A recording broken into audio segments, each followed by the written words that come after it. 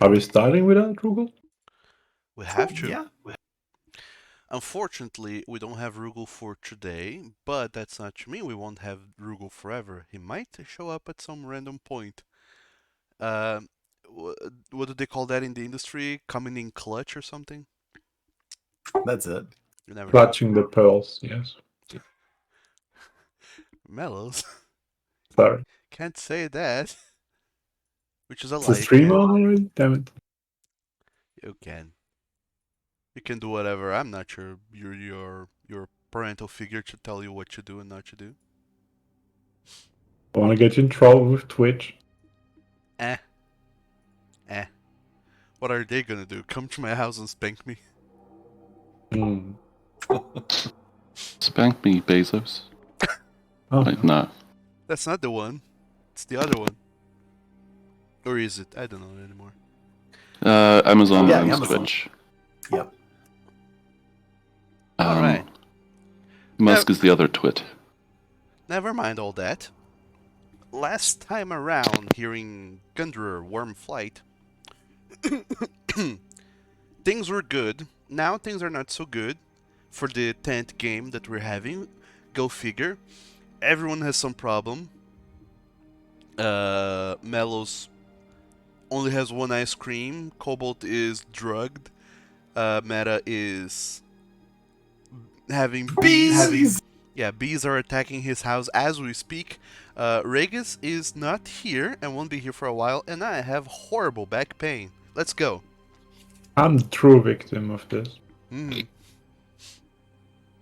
So last time around, Nothing is worse than having only one ice cream. oh Yeah.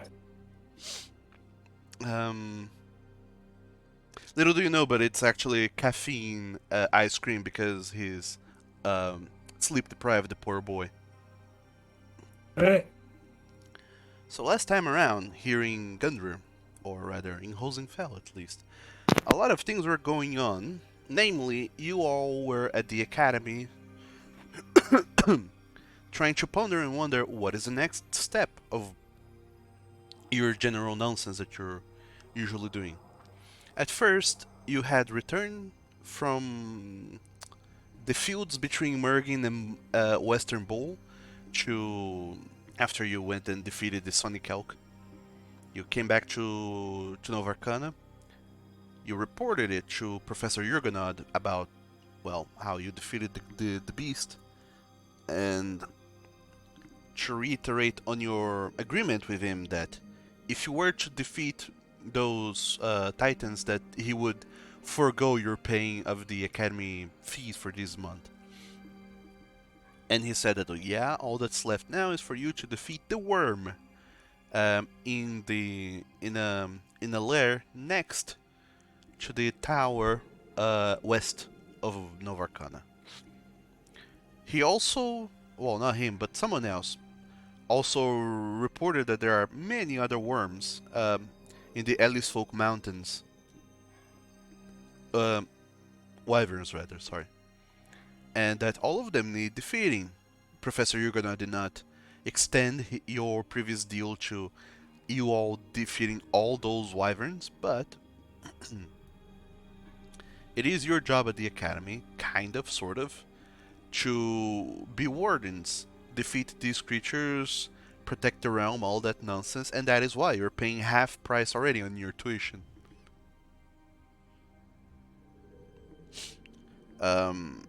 You all decided to take a moment to look into that, but other things required looking into first. Instead of protecting and saving the realm, there were more pressing matters that came forth right away, such as the upcoming midterm recovery exams, where Claire was going to be suffering through, and she needed help studying. But first, she decided to gather the whole crew to, get some socialization done and get to talk to all of you. She explained a little bit better about the whole deal going on with the murder duo, I'm gonna call them, the dwarf and the hobgoblin, Dueling and Phineas, who have been accusing Knick-Knack of being a murderer, and almost threw Wildak off of one of the cliffs surrounding the academy. She explained that the whole deal seems to be because Dolin believes, the dwarf, that Knick-Knack has murdered his brother and stolen his family antique gun or some nonsense like that, and ran away with it. Because of that, Dolin seems to be wanting some kind of revenge.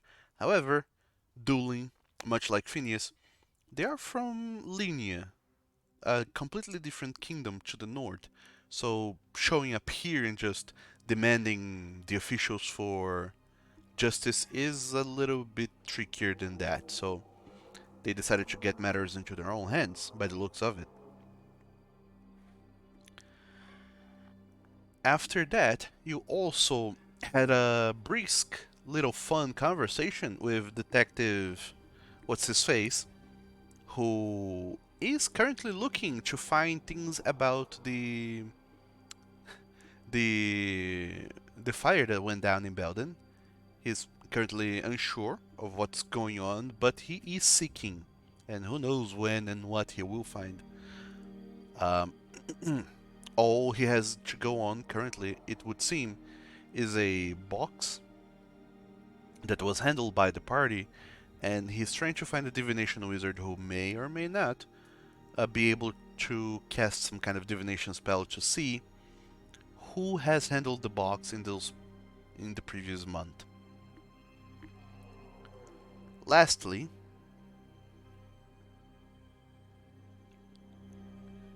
well, the exams happen. Both Claire and Olawong failed their exams, and they have one last chance at the end of the month on the 30th to retake those exams, or otherwise they're out of the academy. But that's a concern for the academic minds because you have other things going on, namely the need for money. You decided to follow, or rather go along with Professor Kieran Pitakos down to the city of Celebron, which is not even in Hosenfell, but you got carried there anyways. You traveled down south until you reached the town of Celebron. He had prepared a little bit of a fund for you in case you needed money to procure and buy a painting from a museum or borrow it or whatever. Go to the tower and use that painting in some way, shape, or form to resolve a puzzle that apparently was plaguing him and Talon whenever they came here, looked at it, and could not figure it out. You, however, have figured out the puzzle not by actually solving it, but rather by brute forcing it in a way. You did have part of the Brute correct solve it. solution. Yeah, you had part of the correct solution, but not the whole thing. And then you summoned, by accident, a eldritch musician who started attacking you. Thankfully, this quest was meant to be done a while ago, so he wasn't that high level, and you quickly dispatched him. And then, right after dispatching him, the tower, or rather the basement floor that you were in, opened up, revealing a pyre that was being elevated by some kind of contraption mechanism uh, up through the basement and onto the ground floor where it now rests, leaving all four of you and Professor Pitakos puzzled as to why suddenly now there is a pyre at the entrance of this tower, much like all other towers you have been to thus far. And that is where we left off. It is. I hope we don't have to keep that one alive. Yo, I mean, somebody has to, I guess, be the guardian of it to keep it going. As you are pondering that, Professor Pitakos kinda cocks his head to the side and thinks for a moment. That is true that all those towers have had a guardian of sorts, according to what Talon said, but also we don't know why precisely that is the case and why that has happened. why does there needs to be a guardian in the tower? Talon just said that he inherited that from the the druid that perished near the tower where he was at. He never really explained what the purpose of keeping the flame alive means. Well, we actually asked him that whenever we were there, and he said something along the lines of that. He did it more out of rote, and that he thought maybe it was to aid travel or travelers that were coming by. But it must have some stronger meaning. I mean, is the fire on at the moment, or is it just a empty pit? Currently, it is just the pyre. There's not a fire going on at all. So I think the easiest way to find out why the fire needs to be a thing is to go from a state of no fire to yes fire. Professor Pitacos says then, well, that is precisely the case. Talon has said that there needs to be a fire going on to serve as a guide, and that made sense in that forest, seeing as how the tower was very far away from any point of civilization and in the middle of nowhere. But this town is not too far off from Celebron. It's nowhere near as inaccessible a place. It is close to the Archon Woods, but not deep within it.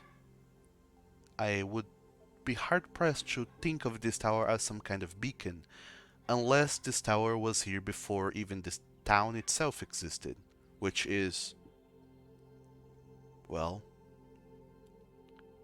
hard to believe, honestly.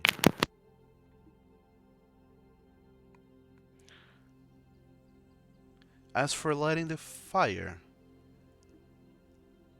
it would in some way provide some manner of insight, but have you seen that done before? Or have you done that yourselves before? I have not. The fire has always been lit when we went to the tower that's by Sack. I thought you could just, like, toss in a spark and some kindling and bam.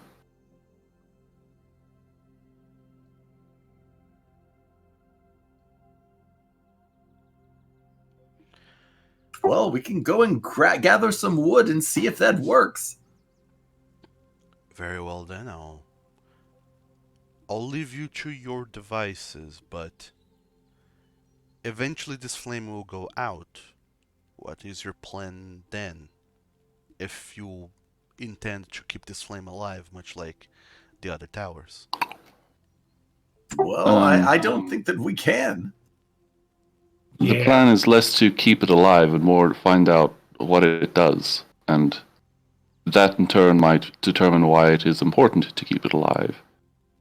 But considering we've been in a state where it's not alive, I don't think it's going to be much worse if we let it go out again. Well, that is fair. Very well then, far be it from me to stop you from experimenting. Clearly the results are effective, although the methods are dubious. I'll go outside and give you plenty of space to test your theories. And the centaur then goes up the stairs, back to the ground floor of the tower, and then goes away to secure the boat near the river shore, and give you a very wide berth for you to try out whatever it is that you're going to do.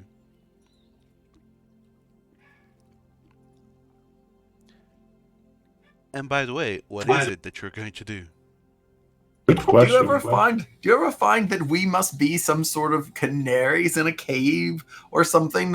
Every time we want to do something that they tell us, everyone gets far away.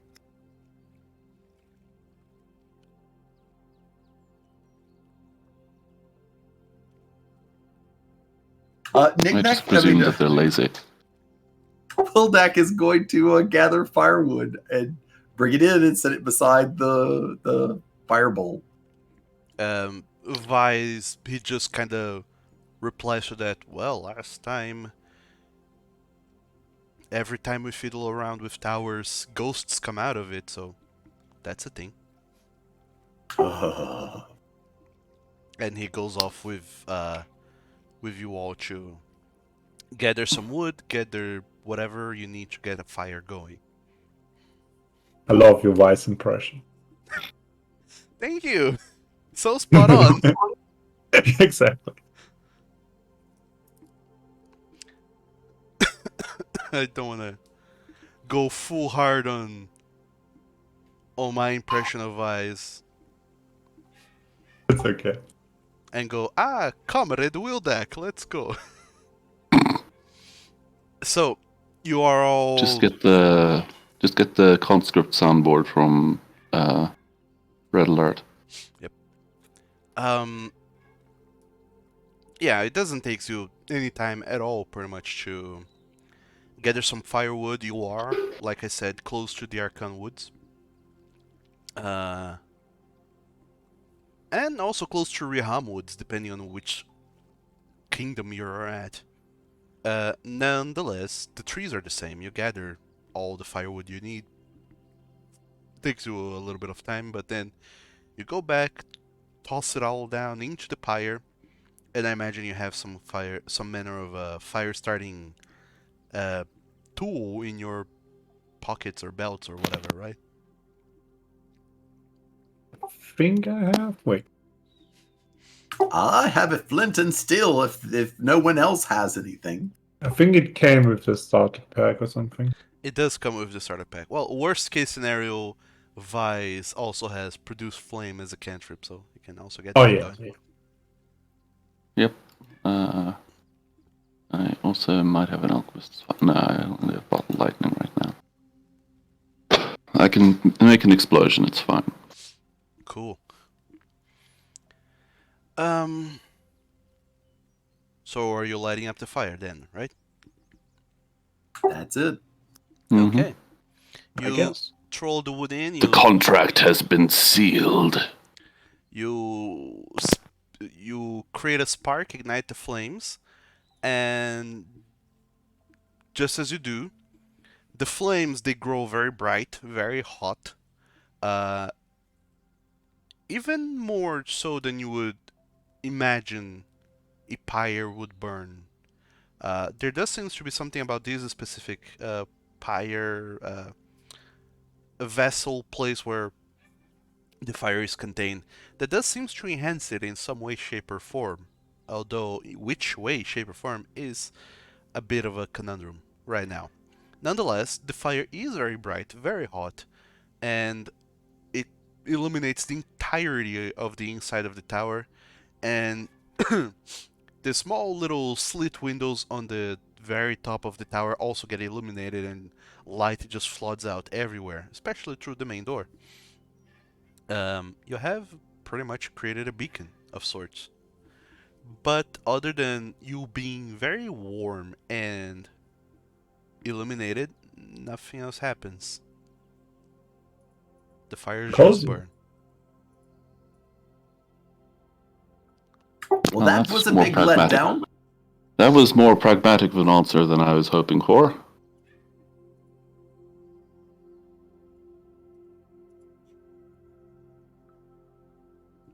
Well, Perhaps one of you magic people can look at it. Maybe you have to turn the thing on. You magic people. don't you magic? Healer, no magic. Mine's from the gods. Oh, arcane magic people. That's the distinction you're making. Mm-hmm.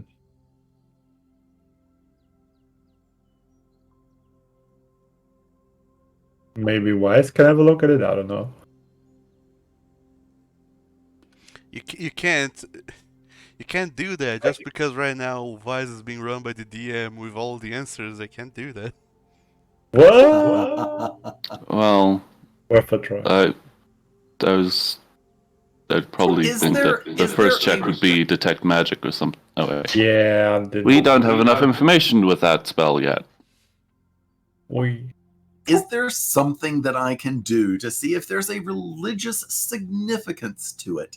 Secondly, is there anything in the lore for Solfac that my Solfac Kingdom lore could help me describe what is happening here? Huh. You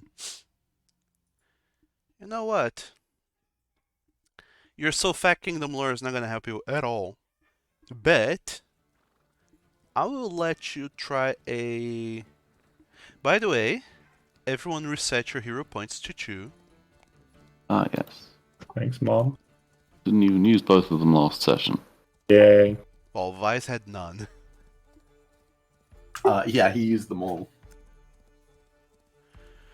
So, Wildeck, I suppose that you can go and make me a sassy society check, hidden, and I'll call this a very hard difficulty, if not incredibly hard. Oh, the DC is gonna be higher, high, very high. Alrighty, let's see what I can do. But you can go for it. I want to do it, so fuck it. I'm Uh, staring at the fire intently. Tell me something I don't know. And you also wanted Wildeck to make a religious check, I assume. That is correct. Alright, make it hidden as well. And I suppose before you start listing things that people know and don't know, I don't necessarily want to do a knowledge check per se, or at least the way the feature listed, but where was it again?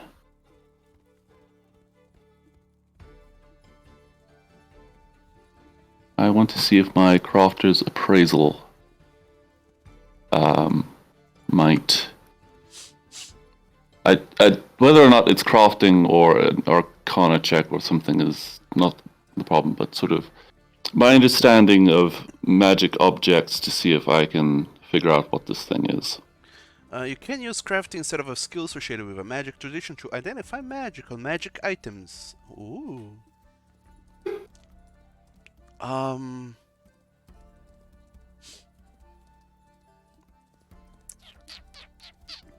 Alright, you can go ahead and give me a secret crafting check to see if you can identify what the actual heck is going on here.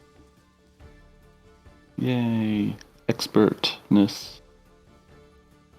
Crafting. Blind GM roll. Let's go. Let's effing go. So, Wildeck. Let's start with all of those checks. Secret checks you've been making. For your society check, you think back to all this history you have learned and ever heard about Solfac, Daberland, Kyria as a whole, since this tower seems to be almost neatly smack dab in the fork in the river that divides these 3 kingdoms. And you think back that Professor Pitacos did say that it is unsure of when this tower was constructed, and you do remember that the some history you have read at some point forever ago that the borders of the kingdoms were slightly different back then, and you wonder if that has altered something, that maybe when this tower was constructed the kingdom division was different. Although you can, So this could have been on like one of the borders of it as a protection. or completely engulfed inside a kingdom. And thus part of Solfac. Overall, it's almost nigh impossible to tell for sure if your knowledge of society can give you any kind of insight onto this tower and its location. Like it or not, this is sort of a loss. Sure. What about religion then? Religion. Alright, that's a completely different matter. You try and ponder and wonder about that, looking at the fires, and there's something about the fires that is very alluring, and you can't help but to look at it and the way that it's burning.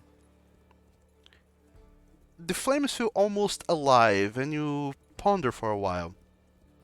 Then you decide to get a bit of a vantage point, and you climb up the stairs to the top of the tower, even though there's nothing at the top of the tower other than an empty room, like all these towers have. From the very top of the stairs, you can look down at the fire, very carefully not to fall over the open stairs. But looking from at the fire from above, you can see that all the wood, all the kindling that you have thrown into the fire has, in some way, shape, or form, perhaps through magic, rearranged itself and now displays the religious symbol associated with Iglebeth. It's Iglebeth.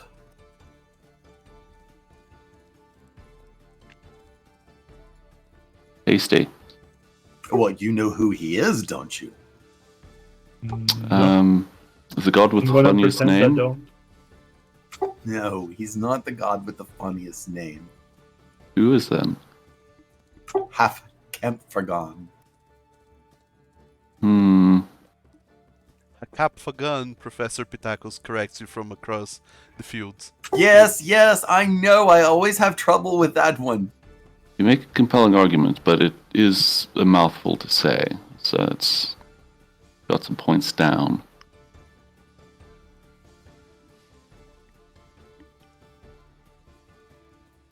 But he's the sort of trickster god. He has his own sort of agenda. He defied the gods once. Doesn't every god have an agenda?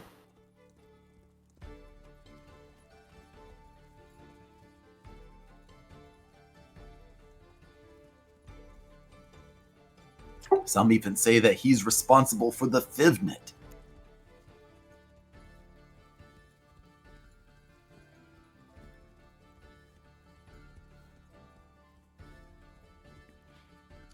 This is not particularly a well-known fact, but both of you, or rather all of you, do know what the Fivnet is.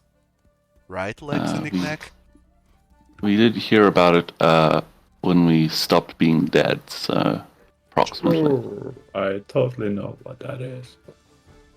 The Fivnet is a period of time. At the end of the year, there is a month composed of only 5 days.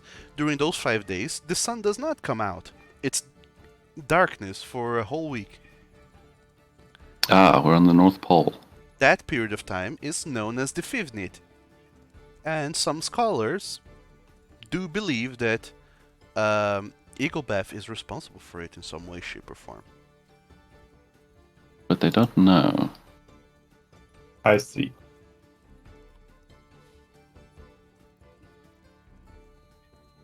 Is there a dance called the Wigglebeth? Not that I'm aware of, but, I think he controls the undead as well.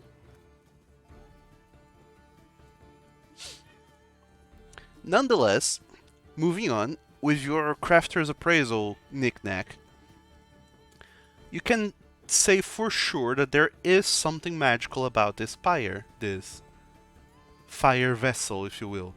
However, you can't fully determine what it is. You just know that there is magic about it, and perhaps some kind of strong magic, but that's all you can tell. It is magical. Well, good news, it's magic. Bad news, I don't know what kind. Ah.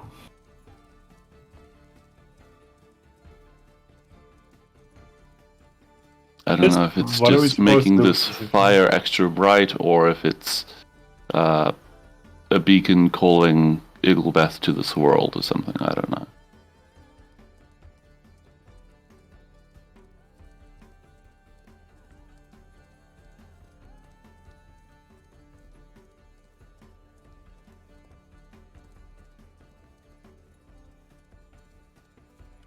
After a while of nothing having gone up in flames or exploding or monsters being summoned or whatever, Professor Pitacos does return to the front door of the tower, looking on the inside, seeing that the fire is going, looking at all four of you, seeing that all of you are unscathed and apparently healthy, and he just says, "So, have you made any sort of progress with understanding the nature of this pyre?"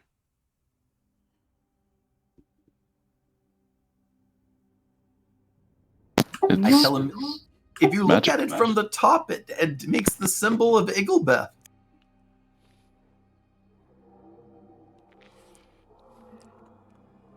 Igglebeth, you say?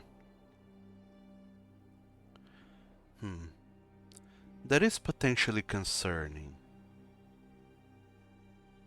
He is known as the God of Secrets. What a befitting name that he would have left behind a tower with secrets to uncover. He or his followers.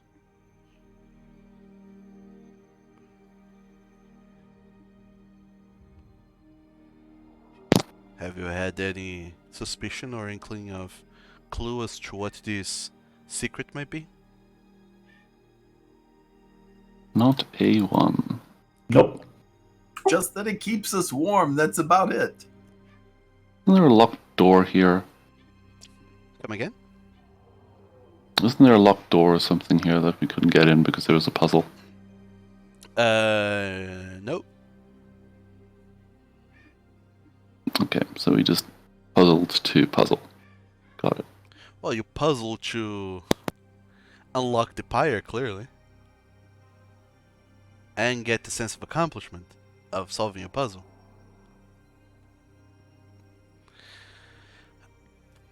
For whatever reason, someone put a puzzle here to hide the pyre away.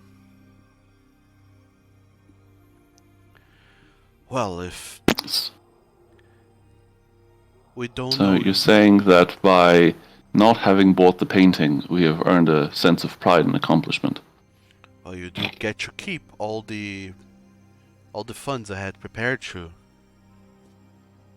I had requisitioned to try and buy off or borrow the painting from the museum. That is a reward in of its own, I would imagine. Yep. Well, I do believe this requires a bit of a formal inquiry, so to speak. We do know of 4 towers currently. The one next to Novarkana, west of it, as a matter of fact. A tower near Sak, a tower near Braceback to the north, and this one here in Celebron. Vice suddenly wakes up. If I would be asleep, I wasn't. Professor Pitacos then ponders for a while, pulls out some notes and files and documents from his pockets, and eventually not his pocket, but his carrier bag, and discloses its contents with you. There are other towers within Solfak.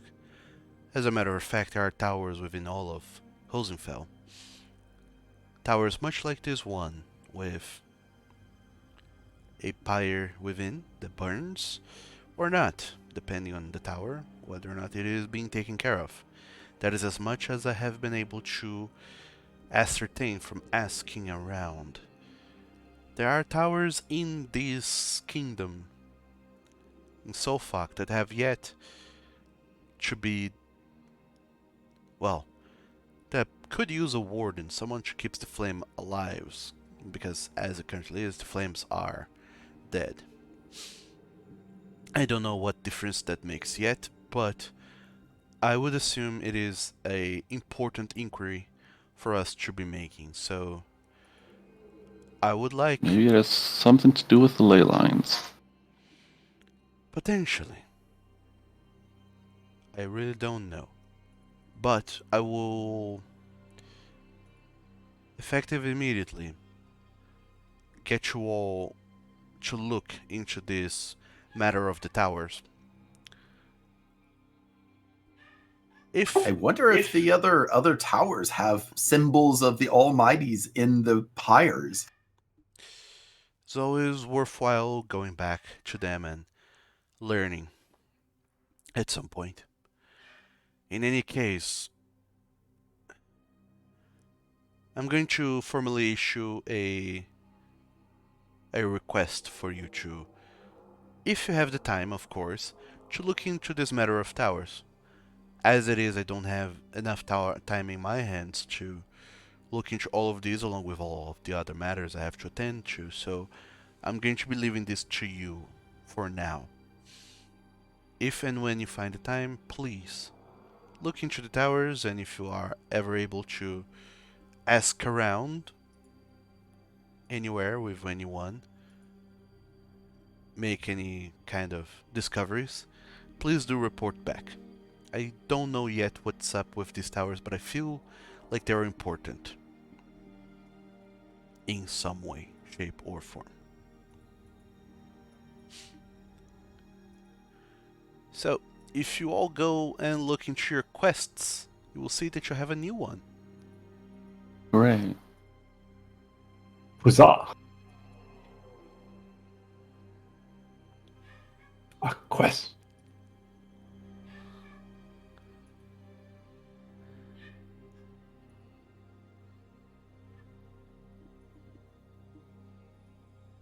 You should be able to access and see the details of this quest at any time.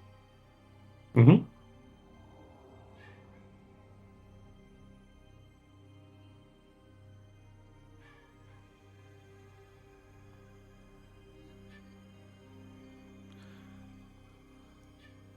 But namely, it is to find more towers.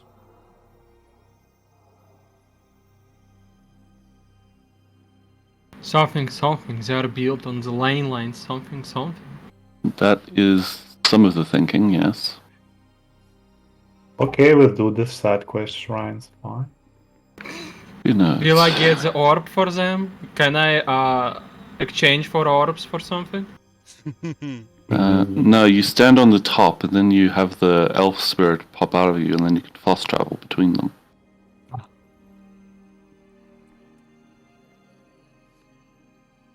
You did bring your elf spirit, right? No. So, Maybe we stand on top and synchronize and we learn about all of the nearby activities. that aside, there is not much else to do here at this tower at the moment unless you want to investigate any further.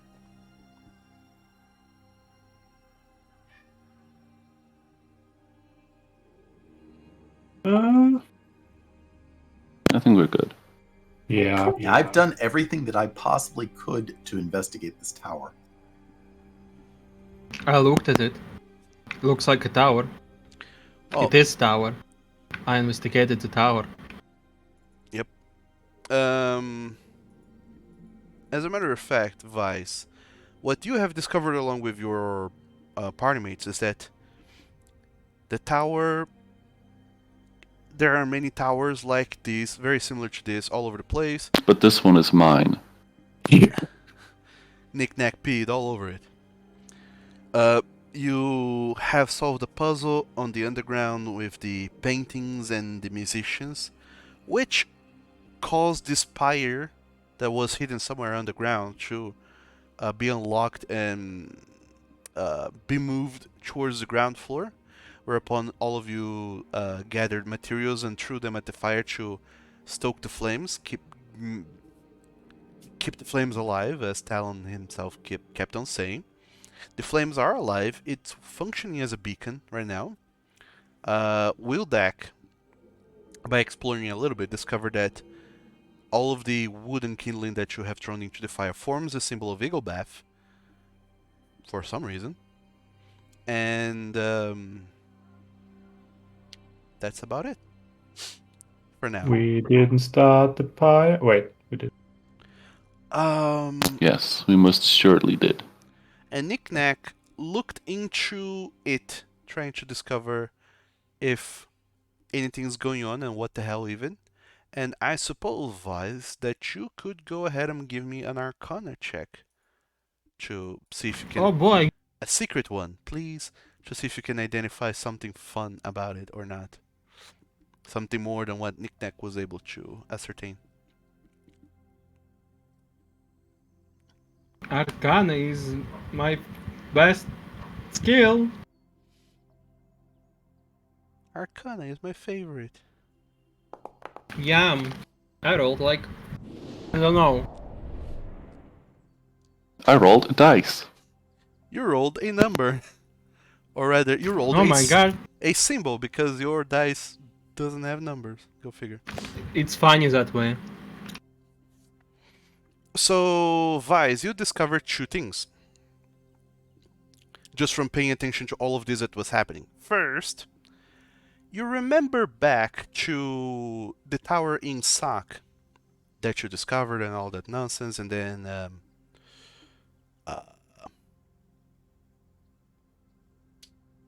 the druid that exploded.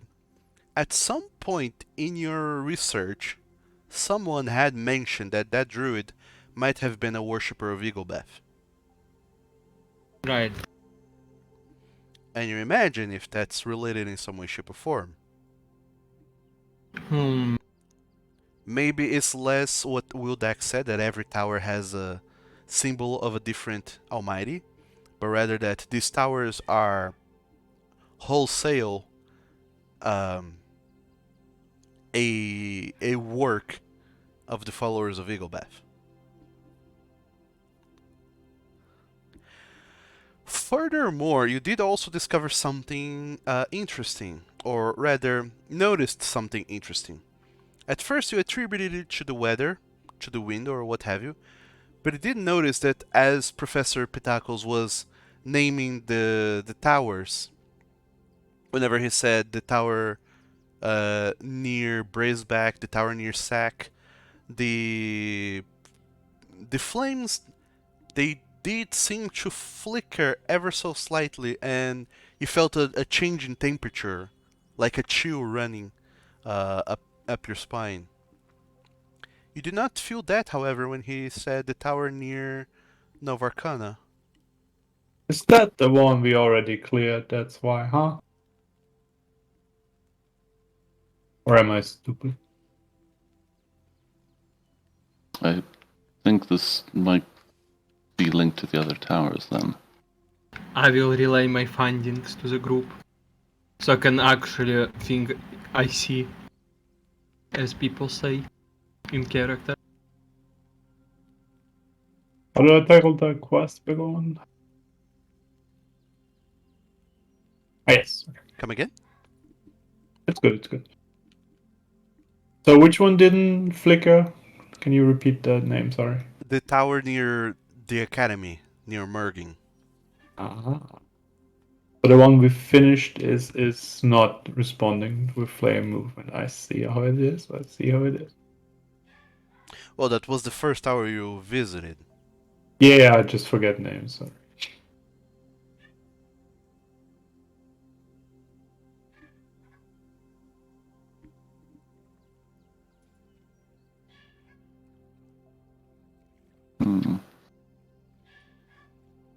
Guess we gotta do the other ones, and then something happens. Maybe. Maybe.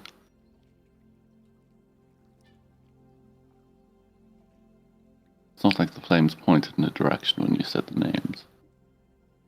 Did they? Whisper to the flame.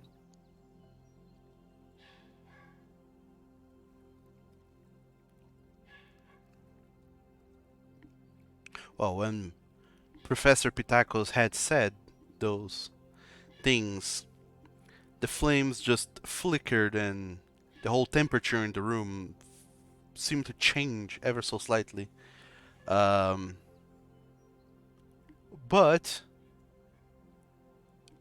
up until then, most everyone was just associating with the doors open, there's wind running around.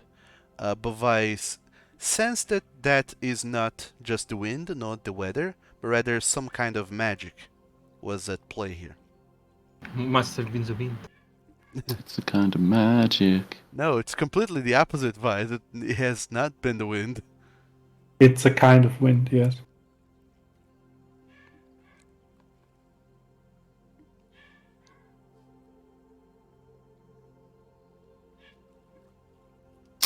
It's a kind of biscuit. Mm.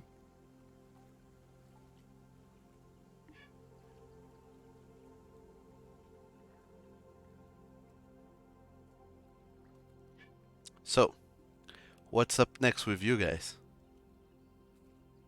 Well, unless we touch the fire and whisper Mergen or whatever the fuck, I don't. And it teleports us somewhere. I don't think we're going to learn something else.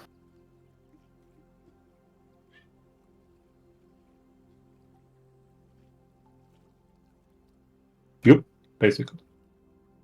So I guess we could go? I think we're done here. We established Yeah, that part. because we've got to travel to the Wyverns, and that's going to be quite a walk. A bit, yeah. So you're leaving the tower behind and going and crossing the river with Professor Pitacos and going back to Celebron for now, right? Yep. Yep. All right. Yes. Okay. Queen Slay. Mm-hmm. So you make your way back then to the river shore, leaving the tower behind, hoping that the flame stays alive for however long, and cross the river back in Celebron. You get back to the rented horses. They are still there. Nobody has taken them or anything. You never ended up going to the museum at all, but Professor Pitacos does ask for a little bit of a while as he goes through both return the boat, but also to ask someone who's connected in some way, shape, or form with the academy to try and keep the flames alive for research purposes. And then once all of that is sorted and settled, he goes back to you all and says, "We can start our way back to the academy now if you're all rested and good to go."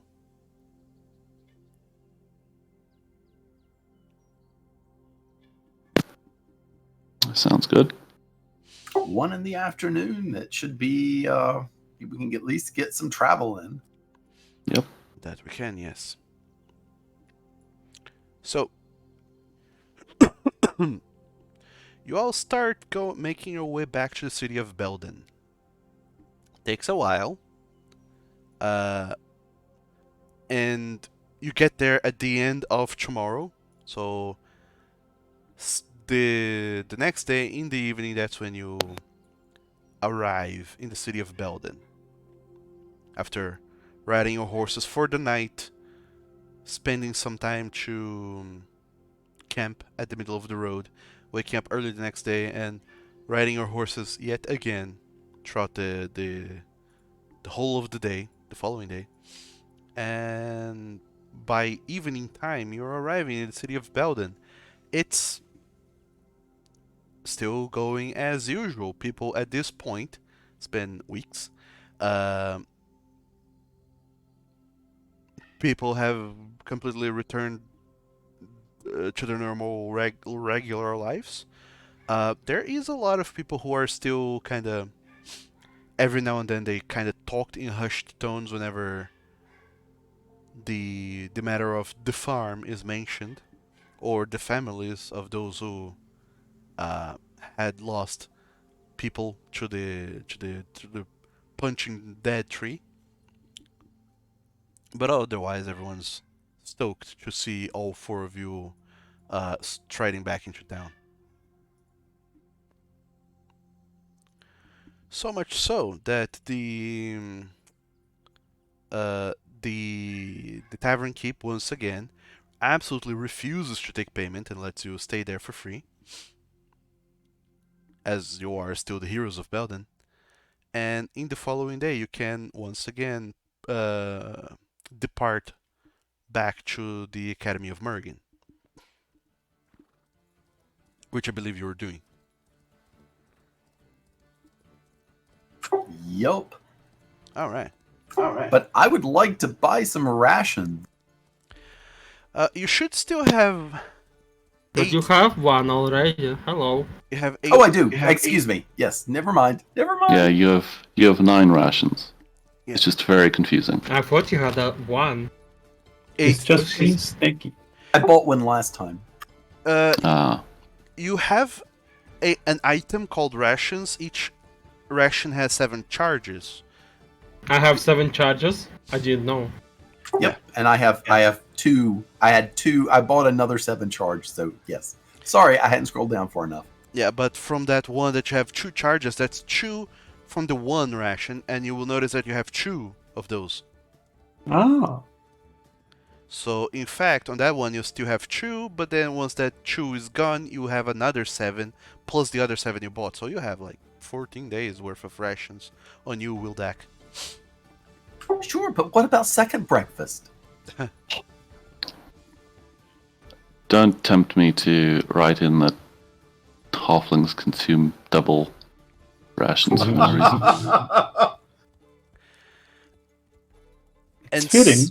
And so in the following day you depart to Belden. You return the rented horses, and throughout the whole day, once again, you are riding carts and horses and just overall using the travel system of the main roads to make your way back to the city of Merging, and you arrive there at the end of the day.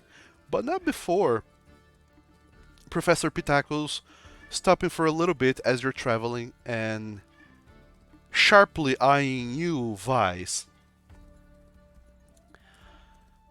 I could not help, Vice, but to admire the way that you were fighting against that eldritch musician that appeared. Wait, what? The way that Now he, smooch. the way that he slowed you down, and yet you were able to keep on fighting. That one.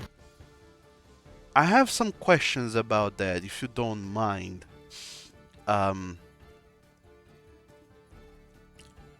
Since we're traveling together, might as well talk about this. Why don't we? So, Vice, you completed your assignment. Oh, Yeah, you. all of you get 30 experience points for free. Yeah. Yay! Only 30 experience for the quest has been doing half of the game. And that class assignment is over. Now, you need a new class assignment, and I'll need you to roll me a d4, I believe it is, to see where we'll be pulling that one from. What dice? No, sorry. Yes, a d4, please. Just if you get an assignment from the range or elsewhere. 3, okay, that's a 3. Alright, this is a tricky one. Professor Pitacos, seeing how you were slowed down by the Eldritch Musician, said, it would be good if you did something along those lines to your enemies as well. So, Vice, your assignment for now is to inflict condition on your opponents 5 times. What? Nothing. Just keep in Realizing mind that that. quest will take forever. Yep, especially since dying is not a condition anymore. Mm-hmm. For the enemies, at least. To do a condition for me, I'll have to either get a specific spell for that. Or 2 crits Or knock everyone prone. Demoralize them, I don't know. for that. There are more conditions in the game. Yeah, everything's a condition, There's a bunch of them. including this rash. It's a skin condition. So Professor Pitacos goes on and gives you a new assignment. You should have it on your assignment tracker now. And at the end of the day, you're all back in Mergen. You have missed a couple day of classes, not counting the weekend, and all of you start to make your way daintily up the hills to the academy.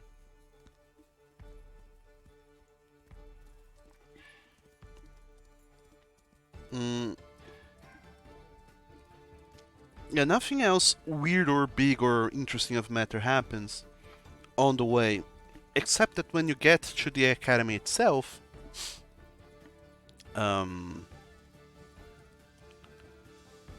are two things that kind of take you by surprise. The first is that apparently people were waiting for your return. Namely, Professor Yurgonod and another professor that you're not particularly sure who they are. This is a orcish woman. That I don't believe any of you have ever seen her before. Okay. No, I don't think we've seen an orcish person. And also, Professor, or rather Conversant Bronislav is also there for some reason. They're all waiting for you to return. Once you get once you get back to the academy, Professor Pitacos, noticing that they probably are going to demand a little bit of your time, just nods and politely bows and says, "Well then, I'll thank you for your assistance with the matter that we talked about, and should I have any news or discoveries, I will relay those upon you, and if you do, I expect you to do the same. Have a good week, everyone, and good luck on your classes." All right. And then, as you approach, Professor Yurgonod immediately just goes, "Oh, there you are.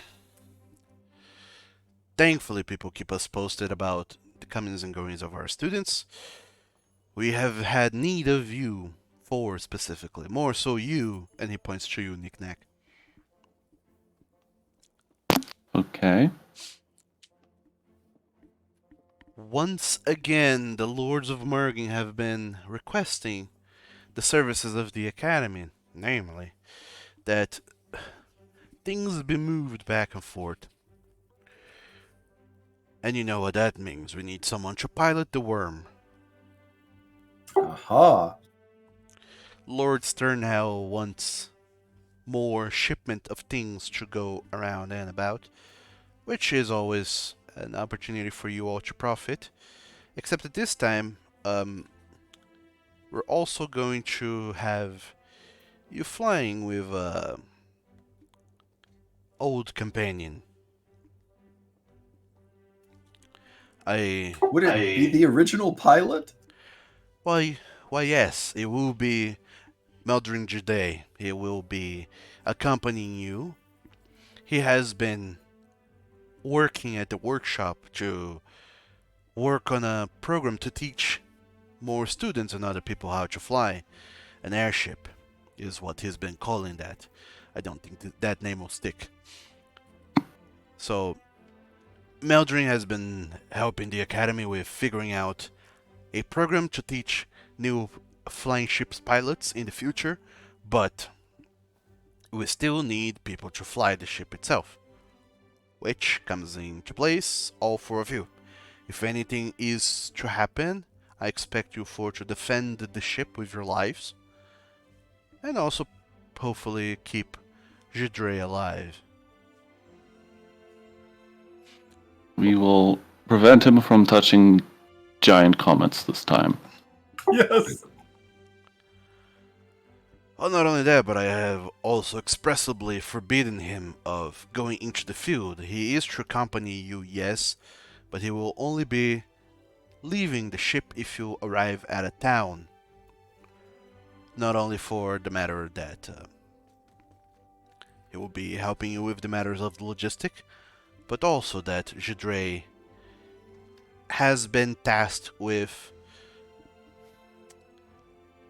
conversing with all the spellcasters of any caliber in the towns of Sofok, kinda talking it out with them, enlisting them into the services and needs of the Academy, and have them help fuel the Wyrm whenever you decide to dock at any of the towns in this kingdom.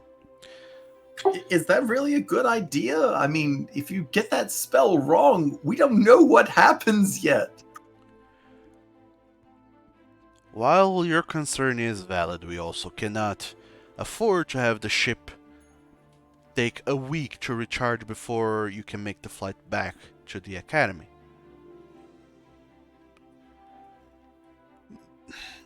To be fair,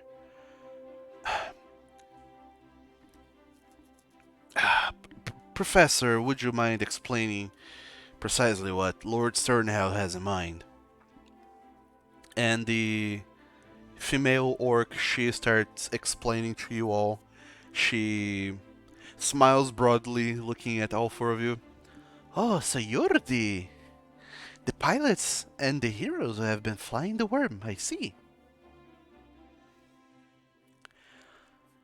I Yep. have not yet had the pleasure of making your acquaintance. I am Oda Hedum. I'm the professor of...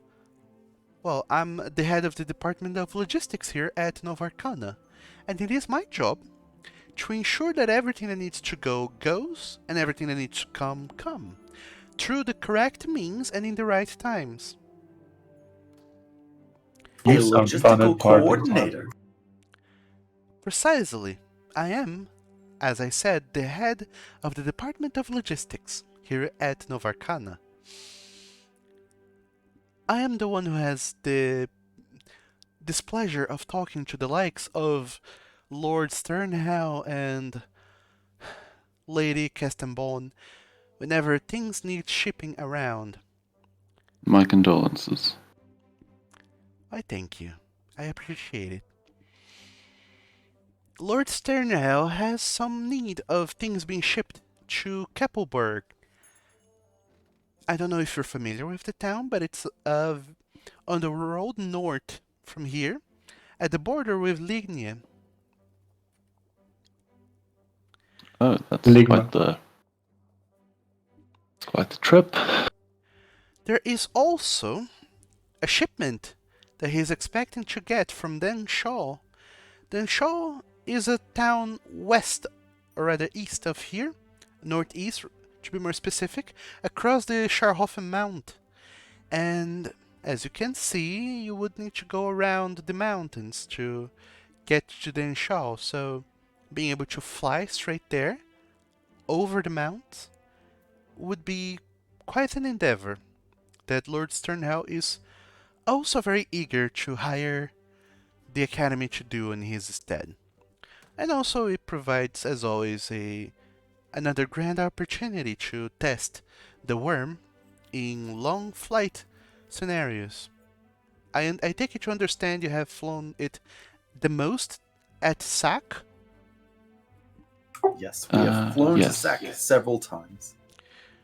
Well, either if you go to Keppelberg or Denshaw, preferably both, it'll be a trip that is 3 times as far as going to SAC and back.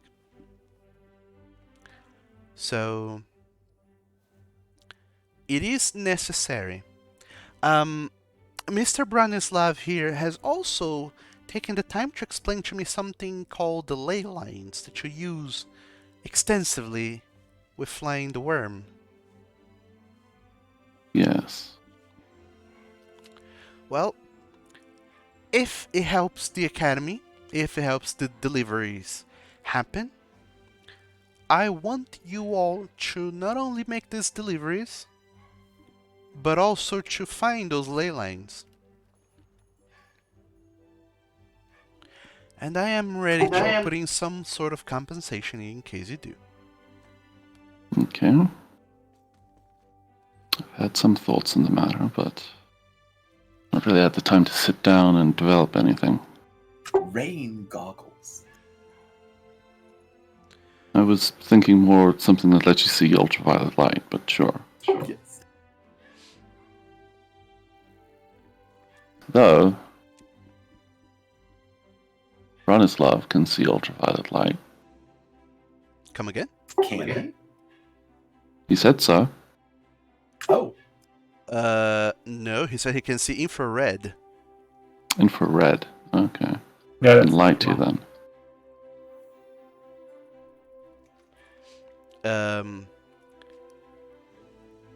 Outside of the visible spectrum of light, there's the light that is too low frequency to be visible, the light that is less than red, the infrared, which some people can see, especially those who can see in the dark, and then there's the light that is at a higher frequency than purple or violet, which is the ultraviolet light, which apparently only Titans can see. And butterflies. Yep. If you say so. That's not part of the lore. That's the only trivia I know in real life about butterflies. That and they have taste buds on their feet. Cool. Gross. In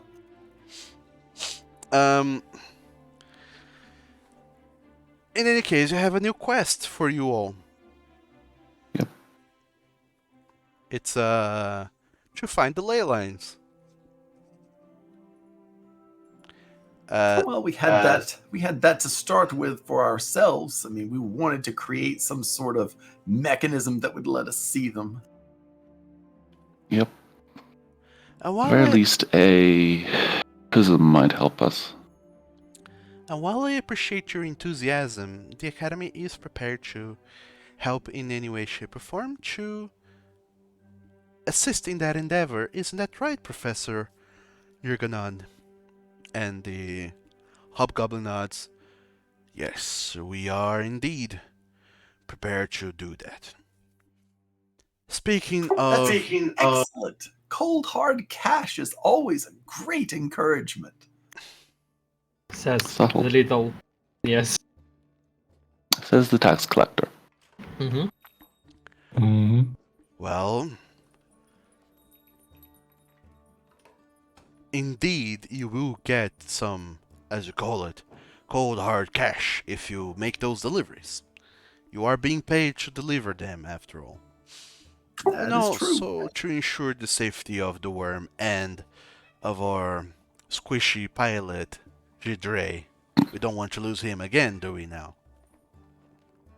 I sense a monster sneaking up on the board when we land somewhere, you know, and Sneaking up where? sneaking up on the worm while we landed somewhere in town and we come back and our pilots got munched again. I don't know why. Oh no! That's about right. So, I have also taken into my own time to look into more reports for such illustrious wardens of the Academy. If you're going towards the Shaw, there is a matter of great importance that I would like you to look into. There is a Titan there. Northeast of the Shaw, there's Mount Freybon. We have heard reports of people pilgrimaging to the top of that mount, where apparently there is a Titan that can heal the injured and the wounded. Sounds like a good thing. It can be a good thing, we don't know for sure, and that's why we're sending you there to investigate that matter as soon as possible. Worst case scenario, or rather best case scenarios, we just learn a little bit more about Titans and maybe we can come to some sort of agreement with those Titans. Worst... Where did you say this was again? I'm looking on my map, but I didn't catch the name. Aha! Northeast of Den Shaw, there's Mont Froibon. That's I see even it. further. Okay. Aha! We need to deliver. Let's deliver here. And there. Yep. Oh, but as I was saying, worst case scenario, in case this Titan can really heal people, and people take to it, we might have a dangerous cult in our hands, so... Either way, I definitely want someone on ground there to investigate this matter altogether. And I'm issuing a quest for you all to do that. Like always, definitely get up your researching caps. You will need it. And also, since you're going to Keppelberg, I would hope, to the northwest of Keppelberg, there's a fork in the rivers, and there are reports of a titan there. Not only that, but reports of statues, humanoid statues. And you know what that means. They move when you don't blink. A Medusa! Something along those lines. Nonetheless, Got it. Need a mirror shield. yet another titan for you to look into, and, well, that one definitely is a threat. I have not heard reports of it healing anyone, so get you that. It turns people to stone, costs mending, and then turns them back.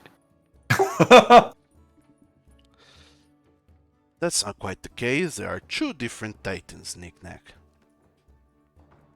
I know. I'm just having fun with the idea of a titan that turns people to stone and heals them. Well, in any case, whatever those titans are, they are dangerous, and I need you all to look into it, see what can be done about that, and then report back to the academy as per usual. Not only that, but it is on the way anyways. You will be making deliveries both to Denshaw and to Keppelberg. But more important than that, right now, there are still the matters of the wyverns in the Ellisfolk Mountains.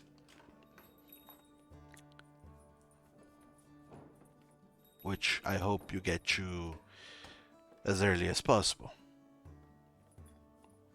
And much like I said, whenever you are deciding to depart to go take care of any one of those wyverns, I need to go along with you.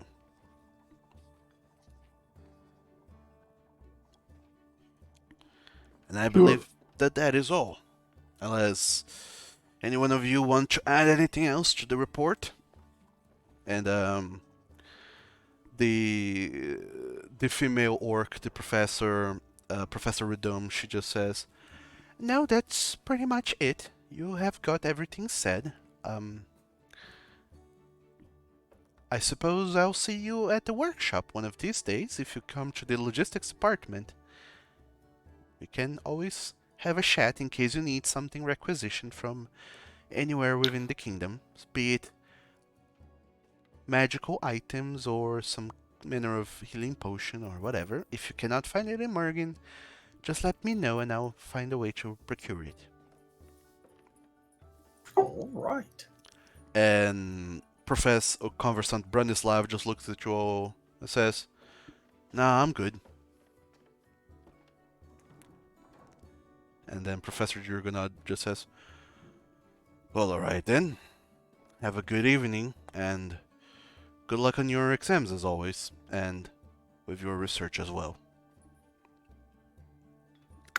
And then he turns to Thank you. leave along with the other professors.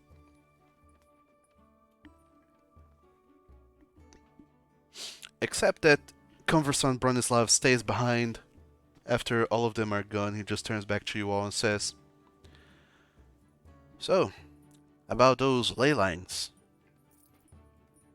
Yeah, be able to see them. I mean, we know that they're ultraviolet, but I'm not really sure if there's any sort of spell that sees that. Me neither. Not any kind of simple spell, at least.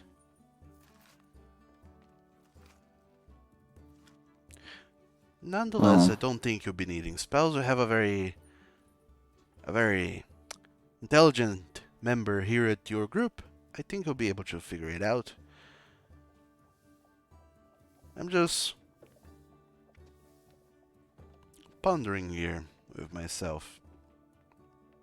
Well, I have another pondering for you as I watch the other professors leave and wait for them to get out of earshot range. Why do you think Professor Yorganov wants to go with us when we're hunting the wyverns? That is a good question.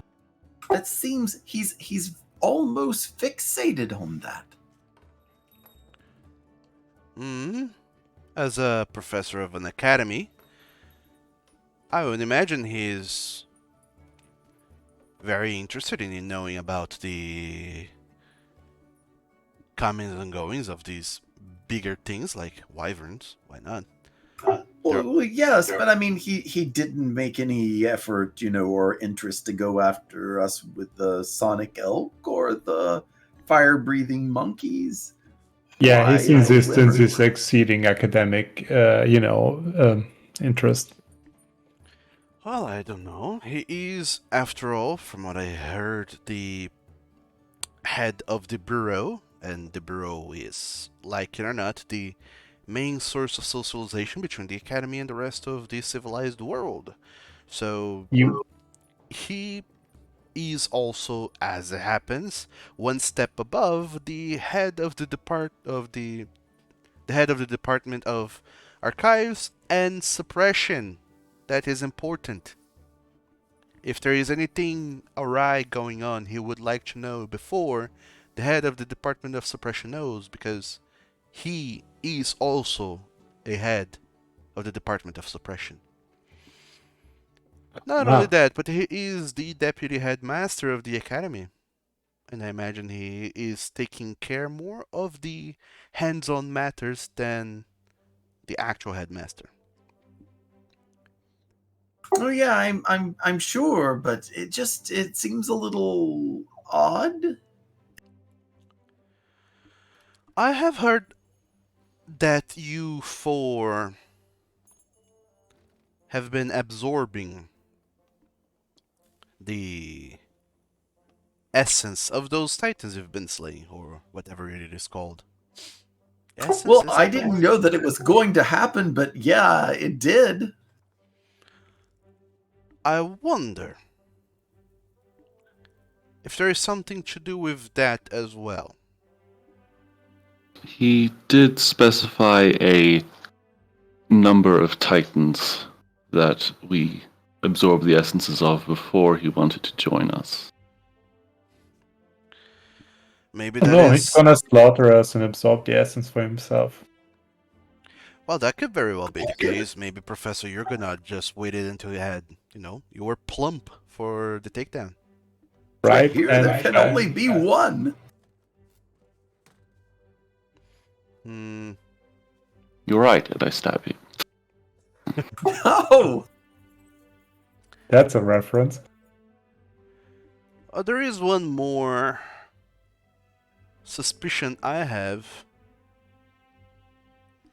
but that suspicion I have is the kind of bombastic suspicion you don't just talk about in any open air. Ah, come on. Oh, Lex, I did not get where I am today by talking openly about everything. Or rather, Let I me- did. That's why I'm a criminal in so many places. But you get the point. Can I do give me a second. Diplomacy is the wrong one, right? For this kind of... If I want him to get it to talk, what would I do? It is diplomacy, yeah. That would be diplomacy, yeah. Alright, let's go. I have I'm expert in that. Sure, give me a diplomacy. Public or blind? Blind. All right. He looks at you, Lex, and says, I am not dumb. I know that I'm here at the academy. I am literally in the lair of the beast. To speak ill of it is to spell my own demise. But it would be funny if you told us. Hmm? Not as I funny as think you we need think. to. I think we need That's to right. hang out outside of the academy's walls before you try that. Yeah, I'll do it next time. Well, if you ever come to the halls and I happen to be there, then I'll gladly share my suspicions with you, but not while I'm in Soulfuck. Not. I don't know how far Jurgenard's reach is within this kingdom, and also I don't know whether or not I want to be criminal in yet another kingdom. Or, well, not necessarily a criminal, but chased out of it. Because you see, there are places where I'm not a criminal at, but I'm also not technically welcome. Ah, You've certainly had a colorful life. I did. It has been a very colorful life, to put it bluntly, yeah. I think I need to go back to South Nolan. Eventually. I hear it's nice there. If, you do you, girl. if things go alright here, I'll go there. If not, well, I hear Cantuls is amazing this time of the year. In any case, best of luck to you. Try not to die or get killed by Thank Professor you. Jurgenard specifically. I don't think it'll happen. He seems to talk highly of you whenever he does get to talk about you. Part of my suspicion is precisely that I can hardly ever get to be in the same place as Professor Jurgenard at the same time. And no, I'm not implying we're the same person, but I think he avoids me. Well, So maybe you're saying you do want have a to come with reputation. us when we deal with wyverns? Me? No. Lord, no, I I- want nothing to do with that. Why does he avoid you? Do you have any idea? Well, like I said, I have my suspicions, but not gonna be talking about them here. That Well, I was just suggesting that so you'd be forced to be with you for a few days. Nah, I think this is a matter that I'd better not get involved. Not as deeply, at least. Random question: How good are you at divination? Divination. I haven't tried my hand at it in a while. Not particularly good, but good enough. Why do you ask? Just trying to figure out where to point people if they ask. Is someone looking for a divination arcanist of some kind? There is a wonderful, friendly police person that's trying to identify the source of a box, or who touched a box. Why don't you get your holy man there to ask his gods for some divine insight?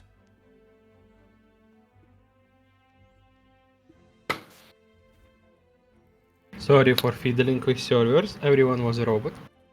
I was perfect timing. Now nobody's a robot. Good. Hooray! Well, I'm not sure if he's on that kind of relationship with his god yet. That is one way to put it.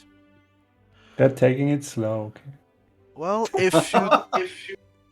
if you do happen to need any kind of divination person of any kind, Do not send my way, please. I already have enough on my plate as it is.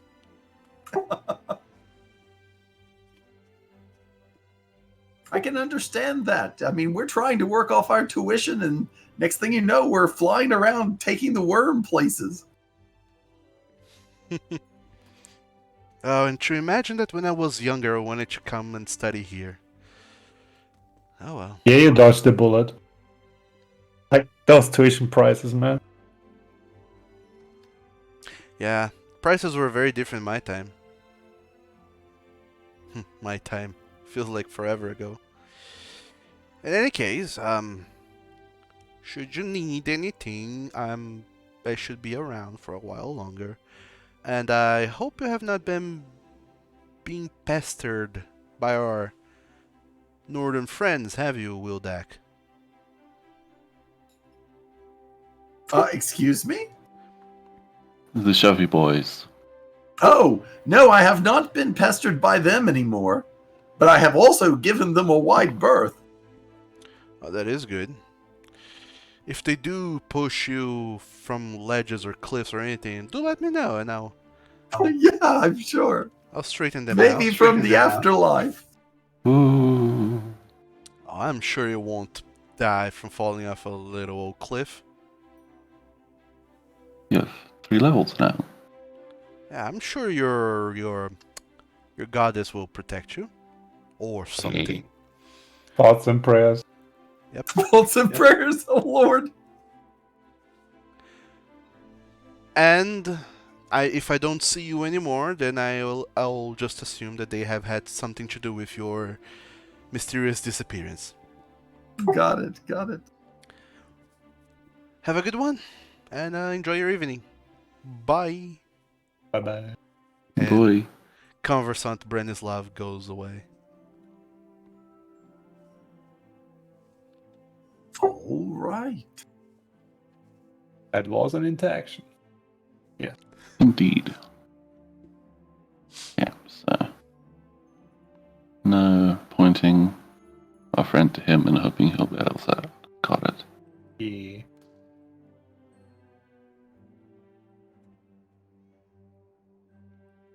So, what's the plan? Well, we need to plan when we're going to go after those wyverns, and it's only getting closer and closer to the full moon, but it's also getting closer to new moon. So I guess they'll be at their weakest. Maybe. Potentially.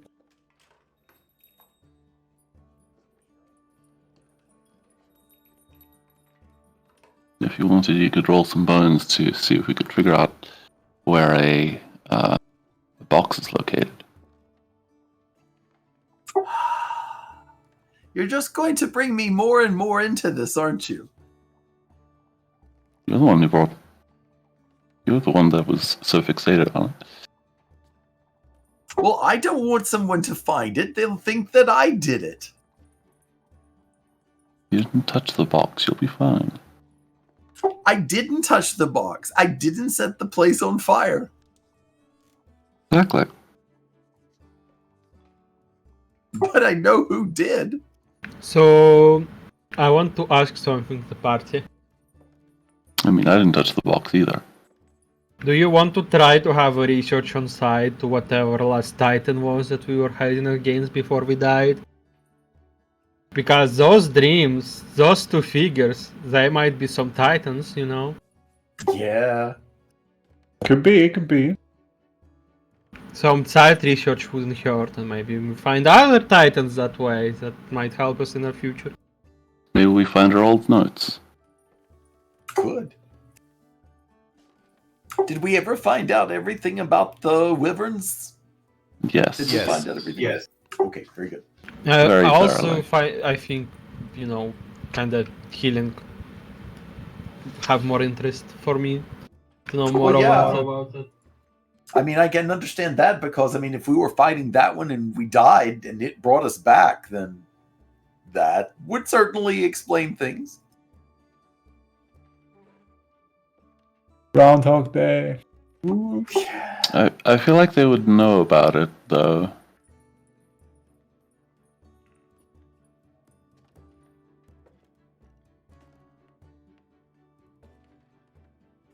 Well, I'm late for class. I'm going on. I'll see you guys later.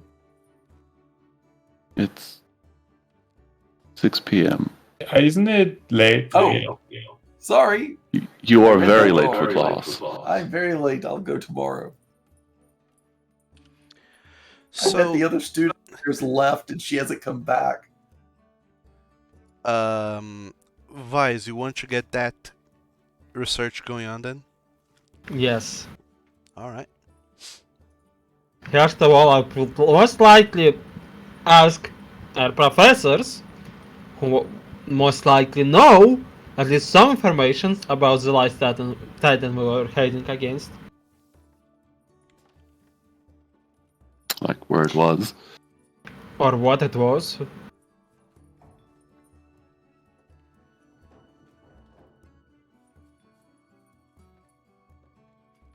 All right. I have put up a new quest for you all then. Nightmare research. So we can track progress there in case you decide to put down time into that. Although now you also have 2 other titans you need to research. By the way,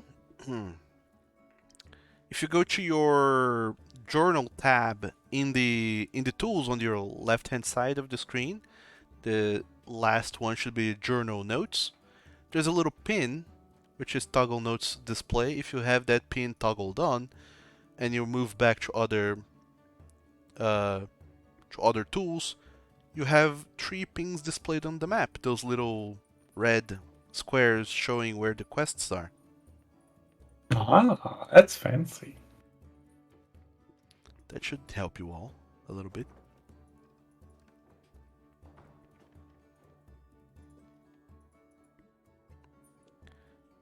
I hope. So, all of you go to your dorm and then to bed. And you bonk yourselves to sleep, as one does. Yes. Bonk. So everyone gets to do a rest thingy.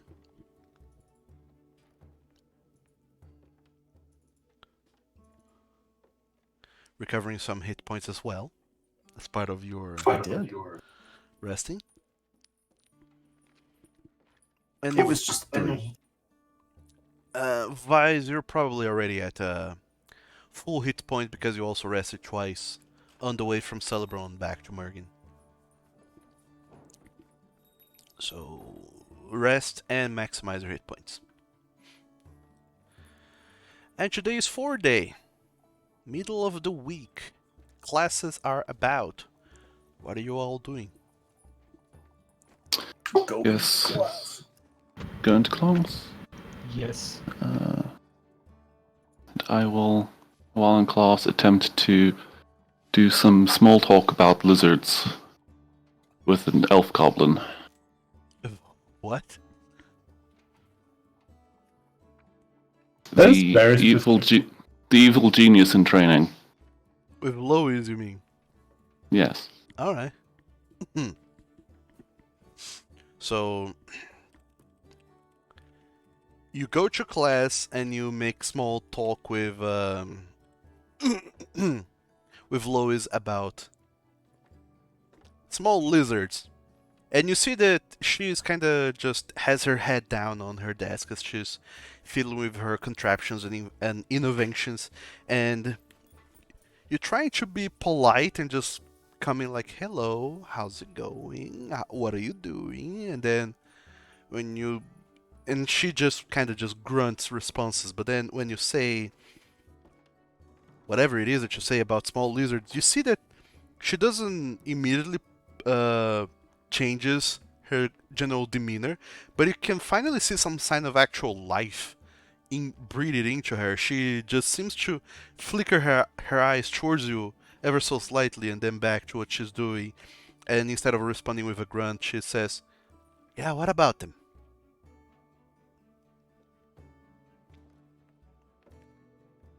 On a scale of 1 to 10, how adorable are they? Adorable. You think lizards are adorable? Kinda. Yes.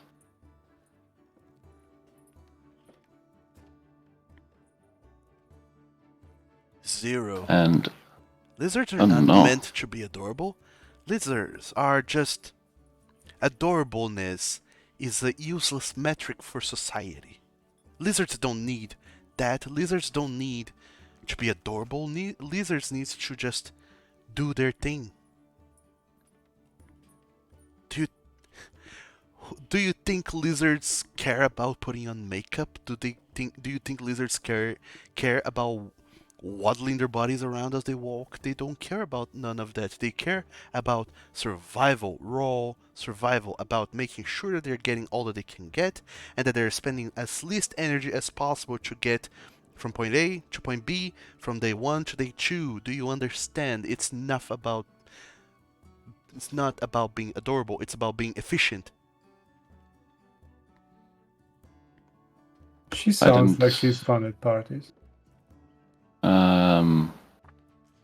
I see that's your opinion. I don't think adorableness and makeup and sashaying are directly related, but that's just my opinion. Well, and what do you know about lizards? I gesture towards myself. She kind of looks at you and you see that it seems like it's the first time that she's actually taking a look at the whole of you. Oh. You're a kobold. Small and reptilian, yes.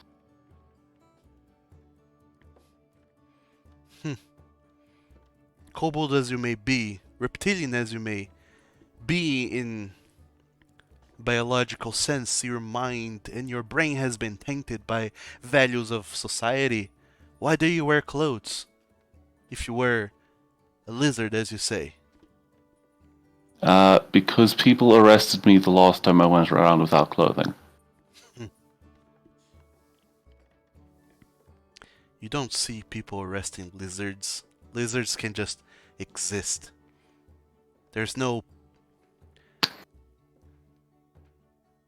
Society is trying to change your values and take your innate lizard mind away from you when you are allowing them. Well, as you said, it's the least amount of energy to put up with that nonsense. You see that argument actually takes her back and she tries to think of something to say and she can't quite come back with a response to that. She looks lost in thought for a hot second. Huh.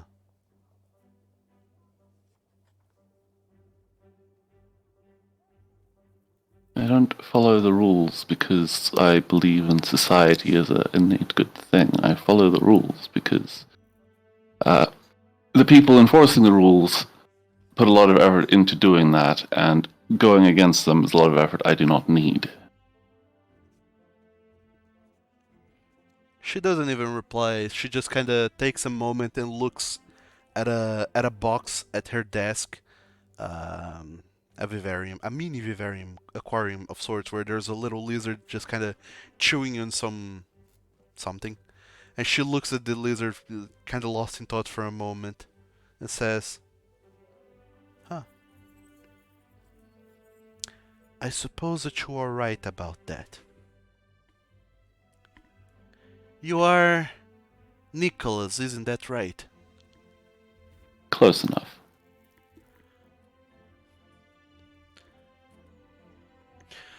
Alright, I'll concede. I'll give them a 7, and that's as high as I'm going to go. And I will take that as a win and be on my way. And she goes back to fiddling with her innovations on her table.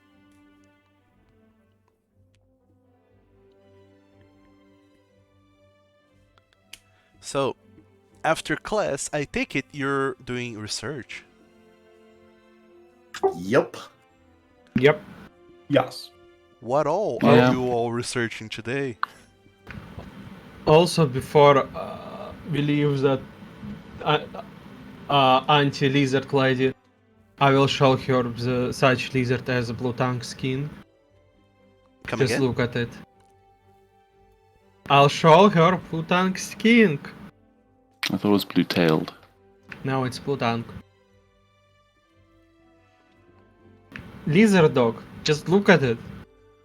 And you can say that lizard had 7? No. There are more.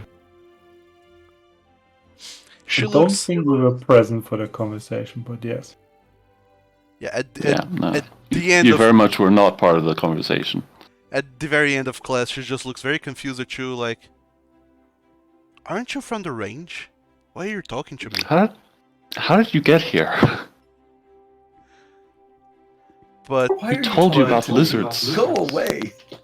but immediately whenever you present to her the blue skink, her brain just kind of frits immediately, and you all can almost see smoke coming out of her ears, because on the one hand she's like, this is the second time someone has come and approached me about lizards today. This is great. People are finally talking to me about the thing I want them to talk to me about. But then she also, another part of her brain goes, wait a second, this is the second time someone's done that in a year. Clearly there's something afoul, something's going on. A bork, this is danger time, danger zone, go away. You could say her lizard brain is Pretty much. Her lizard brain is fried, and she's now seeing all social interactions as threat to her existence. She hugs her aquarium and just kind of lowers her head, turns full 180 and goes back into class, even though nobody's in class anymore. And seems I to can lock I herself can in some respect corner. that.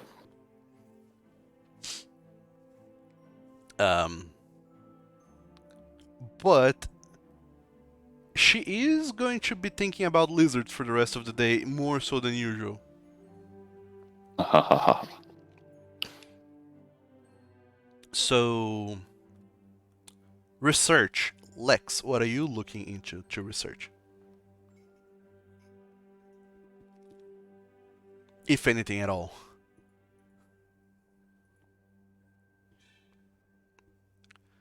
Lex?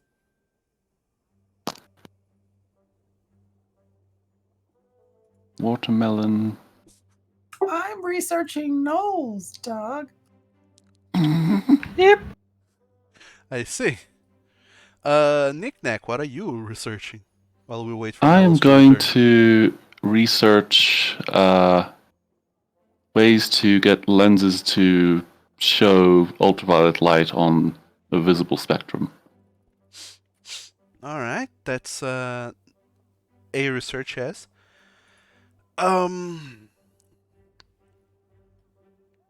Sure, I'll need you to give me a crafting check. Oh, I'm good at those. Secret or public? Secret. Actually, no, this can be public. These can be public. You I are take trying. it the nerd modifier doesn't count. It does, yes. Okay. For research, It's it plus always 3 does. at this point? Yes, it is plus 3 at this point. Cool. Roll. Ooh. 21, that is high.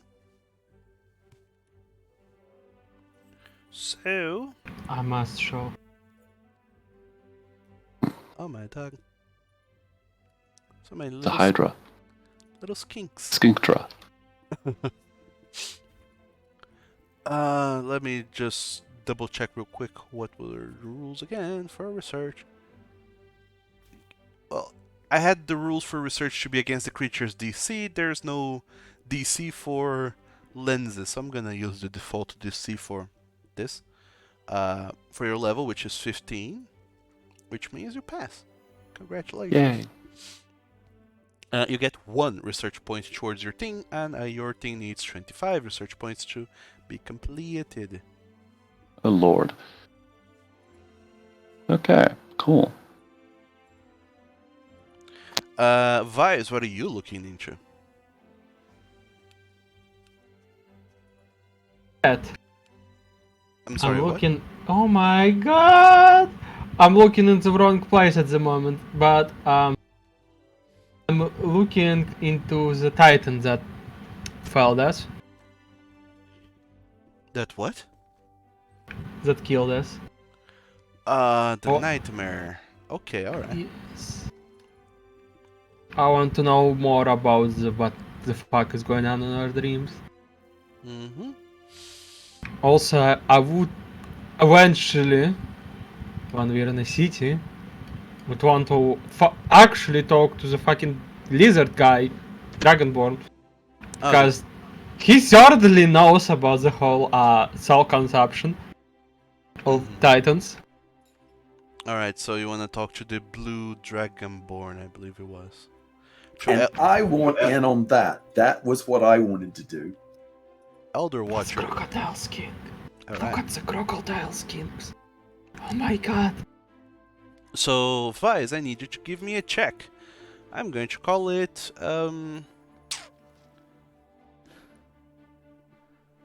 Arcana, why not? Blind, I assume. No, this is open. Do I have +3 for research stuff? Yeah, you do have your +3 from study.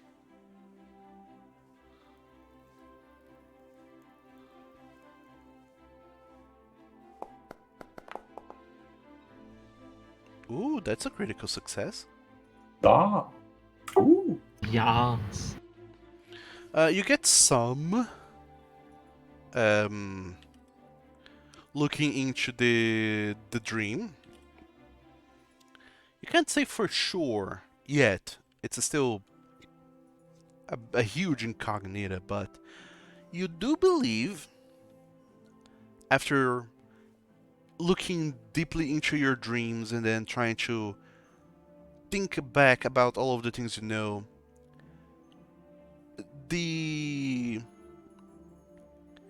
your dreams, you always remember that how they go. There are two big figures talking to one another,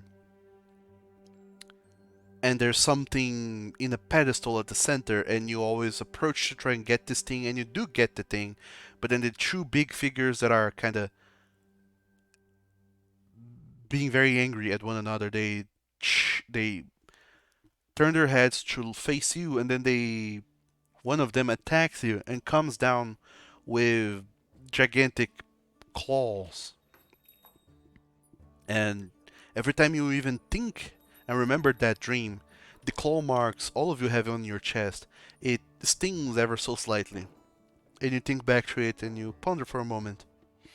Maybe that could be something that have claws that would leave a mark like that, but also, could it be close to a wyvern?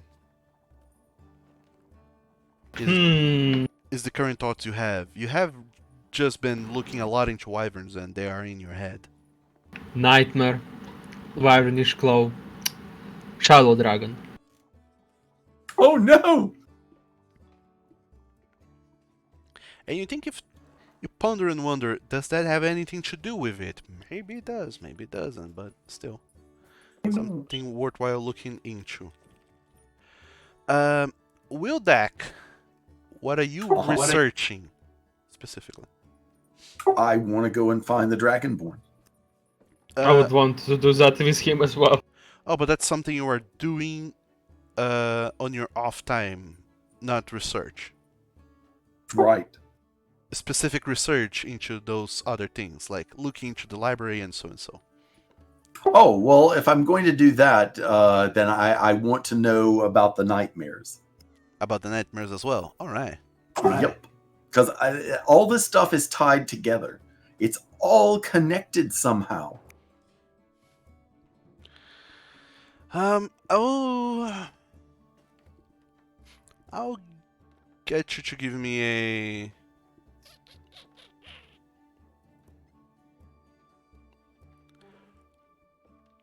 Sure, why not? Give me a religion check. Religion? Yeah. Blind? No, open.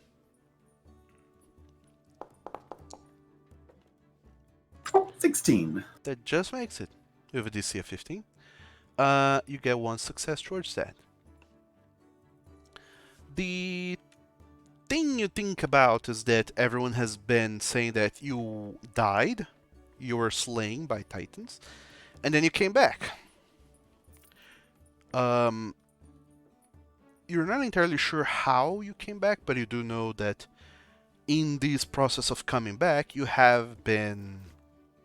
memories have been lost, and there are claw marks in your chests.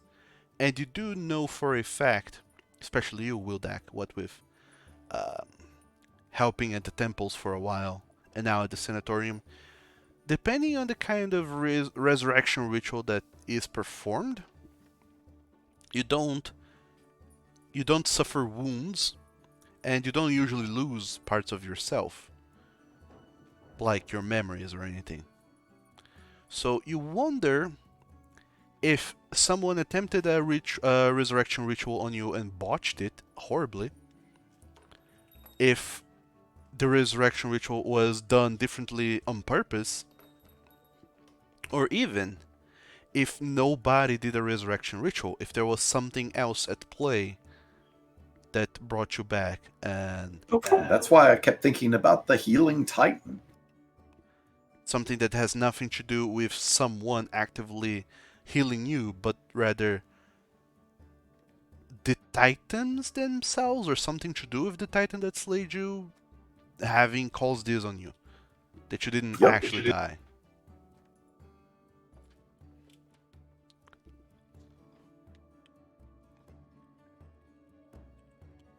So that's the little bit of insight and headway you get into that. All right. Lex, what are you researching? Is researching where we died, like in the library, or do we have to go to the place and check for clues? No, you can. You from the academy itself, you can just research into anything you want. Currently, you have a few researches open. You can try and help Knick-Knack with figuring out the ultraviolet lenses or whatever. You can try and help Vice and Wildak with figuring out the mysteries behind you all dying and what killed you exactly, how, why, when. And there's also those 2 new titans, the one in Keppelberg and the one next to Denshaw, that are unknown titans. Unknown titans, you say? Yeah. That sounds like a group project. I want to research how we died. All right. Where we died, yes. So, yeah, give me a society check, why not? Society. We've been in denial phase long enough, time to accept we died enough. Actually research it. Oh! Dun, dun, dun. All right, you I get know everything now. I remember. You get a very good insight into that. Getting 2 whole successes into your thing. You start looking around, and there's one thing that has always bugged you, which is how come we were so famous and so well regarded before, but hardly anyone knows about us. So you start looking into that, and it takes you a while, and really takes you asking all sorts of people, looking into all kinds of places to realize that indeed there are no records, or rather nobody seems to know anything about you, and you decide then to shift your focus into what were our past and looking into why don't nobody knows about us, or why some people would come to not having records of them. And you do realize that there have been at this academy many groups of wardens before that used to respond directly to the headmaster and the deputy headmaster. Special wardens who did everything off the books. Oh, no. Whatever they were doing was particularly dangerous, particularly sensitive, and is the kind of stuff that should not be disclosed to anyone. And it goes to show that those people really just go about having almost a secret life that nobody really knows about, that is not documented, that is not disclosed. And you ponder and wonder for a while, could we have been one of these kinds of special wardens? Yeah, we are assassins for hire, apparently. Because it would explain... Something department of submission is not the word. Suppression. Suppression. The Ministry of Law? What? It would make sense that you were part of it at some point, because nobody seems to know you or what you have done or where you have been to, where your things were, and it would make perfect sense if you were at any point part of this kind of secret group of special wardens. Got it.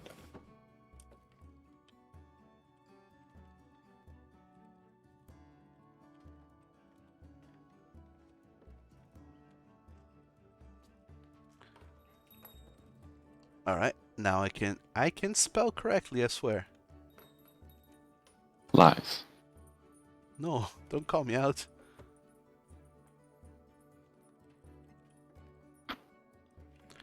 So those are your research, all 4 of you. You give us 2 counters for the dream instead of where we died, because it wasn't 3 before and now it's 5. Yeah, because you crit. Yeah, you got a critical success, so you got 2 progresses towards that. Yeah, but shouldn't it be where we died instead of the dream? I'm just combining it all. Okay. Because, I mean, I didn't expect this quest to even exist. You created it. We willed it into existence. Pretty much. And also, you get 2 points of experience for taking classes today. So, at the end of the day, after classes, after research, you are kind of a little bit mentally exhausted, and you see that most of your colleagues at the academy are just absolutely spent after 20 days of non-stop studying at the Month of Enlightenment. And people are just losing it little by little. But you are made of different stuff. You have more mental resilience, apparently. And you decide that today is a prime day to go down into Mergen to seek the Elder Watcher. Making my way downtown. Oh no! Going fast, taking the elevator. Mm-hmm. No, it's not an elevator, it's a tram car. Keep forgetting. So, due to it being a day of the week, I want one of you to spend 1 gold piece, so 2.5 silver for each one of you, to pay for the elevator, or rather the lift, down to the city of Mergen.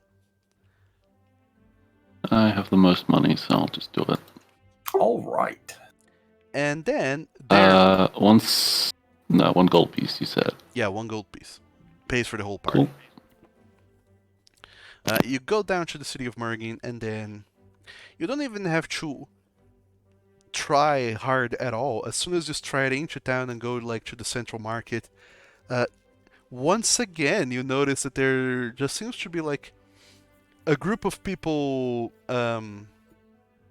kind of sat around the statue of Pasperon, the fountain, and people are just talking, having dinner, food, whatever. They're just enjoying the day. And amongst all of those people that are sat there in the statue of Pasperon, Mr. Elder Watcher is there. And he lifts up his head, notices you all coming by, and he kind of just closes his hands together and just sits there looking at you all. Observing from afar. What are you looking at? He's a watcher. That's his name. I'm just being an ass. I'm walking here. Yeah, exactly. Eh.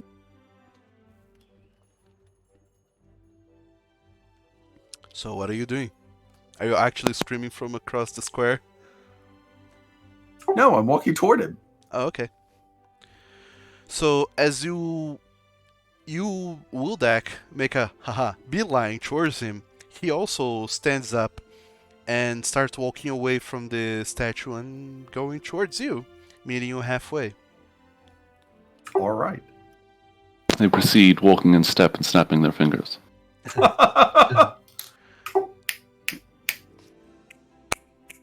All of you kind of get together at the same place. I imagine the four of you are walking together. None of you are letting your man Wildak go on his own. And you stop and face the man, the myth, the legend, the Elder Watcher. Hi, friends. We meet once again. We do. And I have some questions for you. Ah, it is always the job of the inquisitive to have the questions, and those of the ready to have the answers. Well, I hope that you're ready because I want to know what you know about Professor Yorganov. Jurgenod, you mean? Yorganov, excuse me. He knows the correct pronunciation of his name, for one. Seems you're not as ready with those questions, Mr. Inquisitor. What do you want to know about him? I'm interested in what part he's playing in our death. Specifically your demise, you say? I do. Oh, how marvelous a question. I expected something along those lines, but to be so blunt as to ask whether or not he is behind it, or how he is involved with it. You amuse me, Mr. Hartbrook. Well, I need to know this sort of thing. He's asked us some odd requests, and it just doesn't add up. You need to know? Is your necessity to know this? Well, it would certainly make my life a lot easier. Sometimes things are not about making one's life easier, but sometimes about making them harder. It does make them more exciting. It does make it exciting, I'm sure, but I have a feeling that you want to know information as well, and this is certainly an information trade. What makes you think I don't already know all that is going on? Well, if you do, then you just don't need anything from me, then, I suppose. It would be the case, Mr. Inquisitor. I see. The Oh, professors told us to stay away from you, that you're bad news. of course you would. I would give you the same advice towards him if I could. My mom warned me about you. You. You see, Heartbrook, defying death is a dangerous endeavor. All it takes is a single slip-up. However, some are more fortunate enough to afford more than one slip-up. It would seem you are, all of you, fortunate. How long do you think this luck will carry you through? Well, I don't know. That's why I'm trying to find more things out. So if I did get another turn and that there's something coming down the line, we can stop it from happening. Stop from happening? Oh, I don't think you are nearly as powerful enough as you think you are to stop what's coming. Well, if you don't tell us, then certainly we can't prepare for it. So you must be working for the whatever is coming. Me? If you don't want us to know, if you told us, we could do something about it, maybe. We would certainly work toward doing something about it. You said that you were gonna want to go along with you. No, I didn't say that. But you evidently knew it. I said he had some odd requests.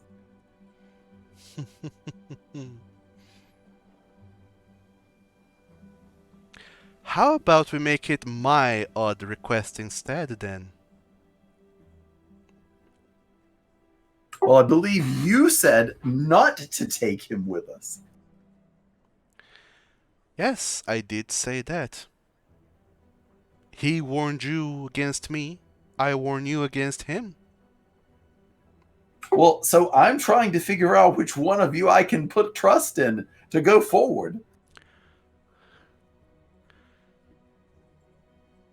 Because quite frankly, I don't trust either of you. And right you are not to trust him, little Heartbrook. The only problem is that he's the one we made a deal with to get studies going. So if we don't bring him along with us, I don't think we'll be attending the college for much longer. College, academy.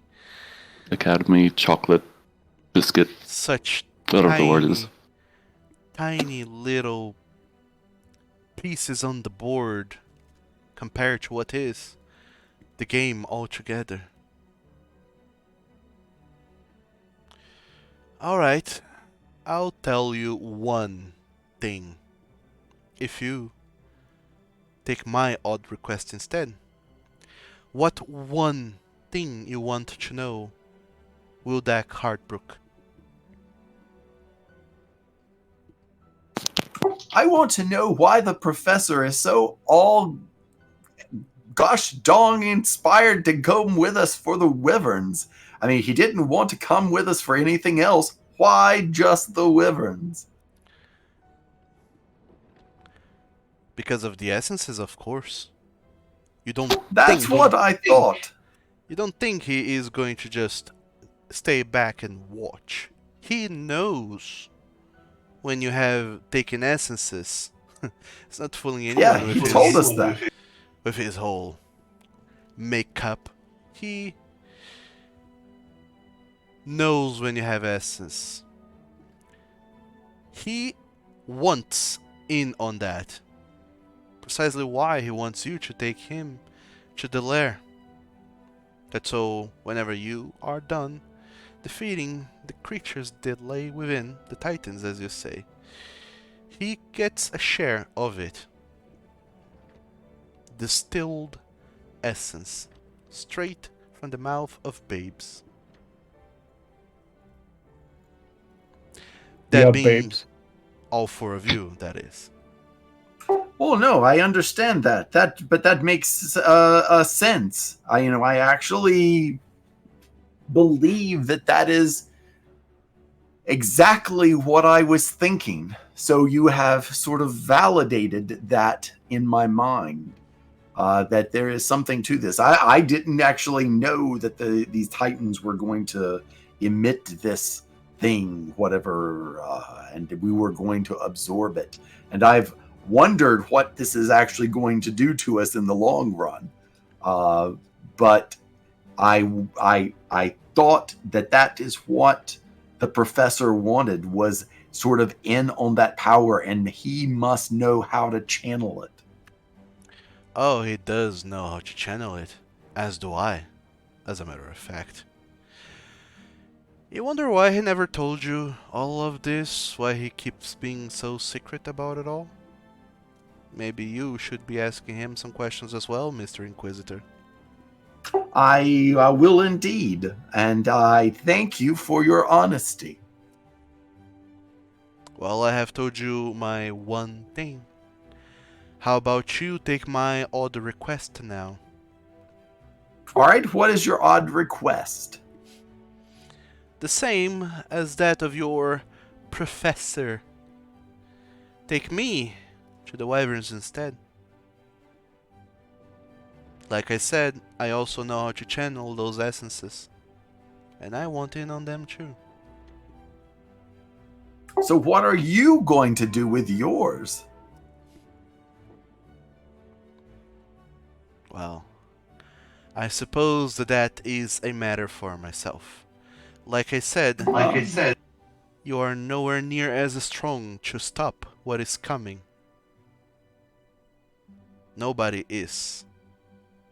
And gathering this power, well, can change the odds of things a little bit.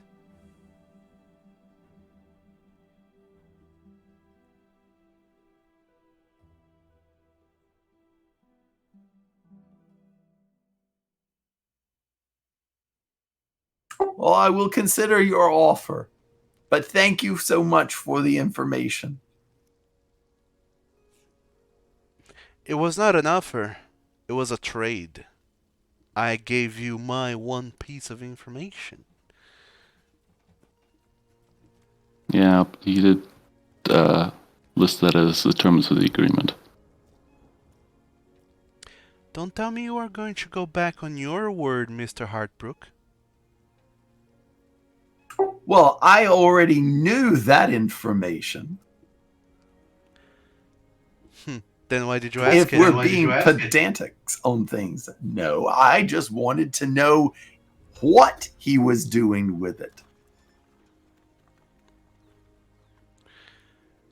Then why did you not ask that instead? I did ask that.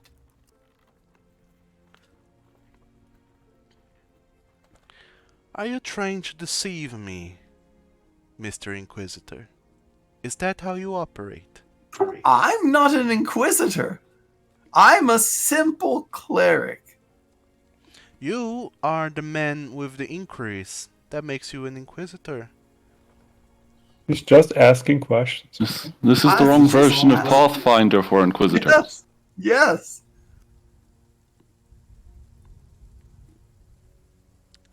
Oh, very well then. If that is the case, Mr. Wildak, and you are going back on your word. Let me try diplomacy to solve the situation. I need to fill my quest. What exactly are you offering, Lex? Or saying, rather? Damn it, I thought just trolling is enough. Never mind. The thing is, you can't just roll diplomacy and have diplomacy happen. I know, I'm being silly. Don't be silly. You know, we could always take them both. You know, that doesn't sound like a bad idea. I assume one wouldn't want to see another. Maybe they That's just well- cancel each other out, you know? Well, then they can deal with not wanting to be along for the ride on their own. Yeah, they can tear each other apart, that's fine. We're fulfilling our agreement to bring them along. You could offer that. None of them specifically stated that we bring them along and not the other. Exactly. We go for this? Double date? Blind There we date? go. I like this. We're going to get somewhere with this because now we'll know something. I mean, we can, you know, infer some things from their reaction to each other, maybe. I don't know. Be useful. Are you all talking this loudly in front of the guy? Sure, why not? Specifically use the word double date, yes.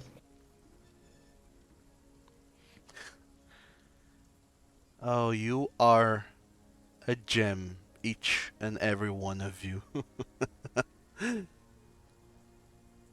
Taking me and Jurgenad both.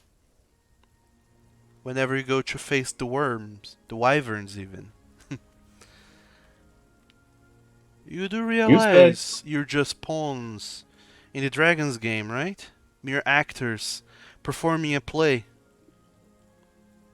Although, Yes, we need all the help we can get in that case. although I am down with this unconventional plan of yours, what a riot it'll be if actors were to not follow the script in the play. Make your own script.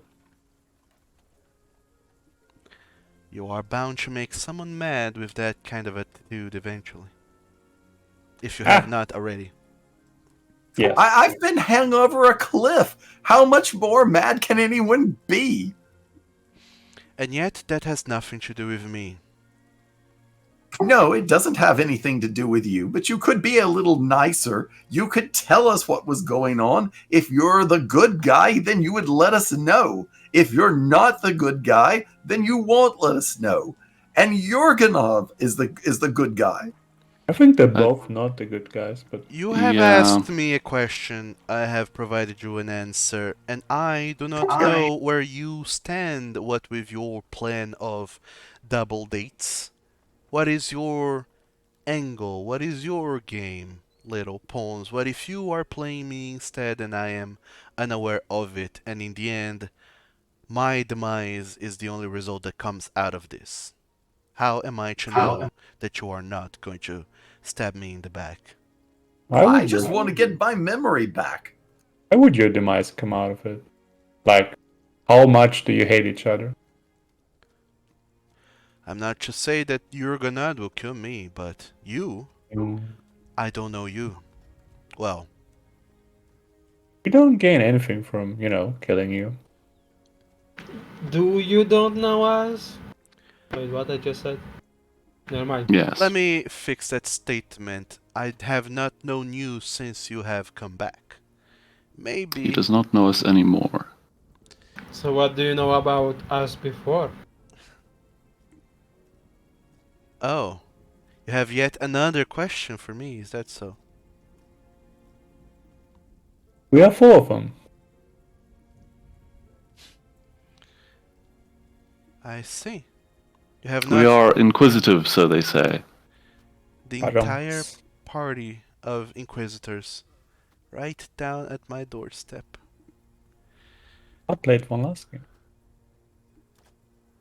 What do I know? You've definitely invited us here. Invited? I have done no such thing. Sure. Staring at us oogling across the courtyard every time we come into town.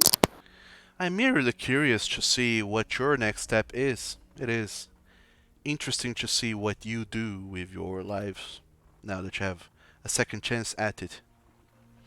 And yet you're going down the same path as before. Alright, I suppose I am feeling generous enough to answer one more question. Candidly, if you have it.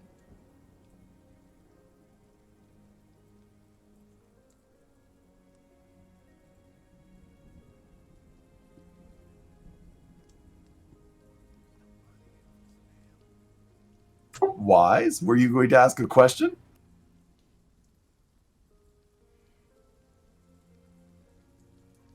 Apparently not.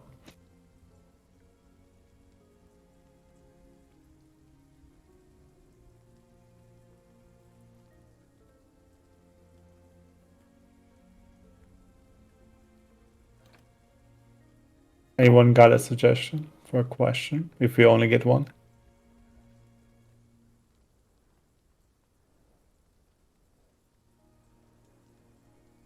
I'm kind of blanking, not gonna lie. Well, I mean, the next basic thing would be to ask what the essence does. Exactly. I mean, whenever We were people asking. We were asking. How he knew us or whatever the fuck. That we could do too. So how he knew us from our prior life. Basically. All right. How did you know us from our prior life? Were we colleagues? Did we work together? That is precisely it, yes. We work together. So are Namely, we special wardens? Oh, look at me remembering things. namely, the four of you, Professor Jurgenod and I, have worked together. Ah, That is how I Yes. have come to know you. so you're part of the books wardens, I see, I guess. And you two are not besties from your tone, I assume. Something happened. We never were. We have had different different ways of thinking about how to go with things. But ever since your demise, maybe, well, I don't know whatever came into Jurgenod's head, but he decided to, well, seek things differently. And I have my own ways of accomplishing things.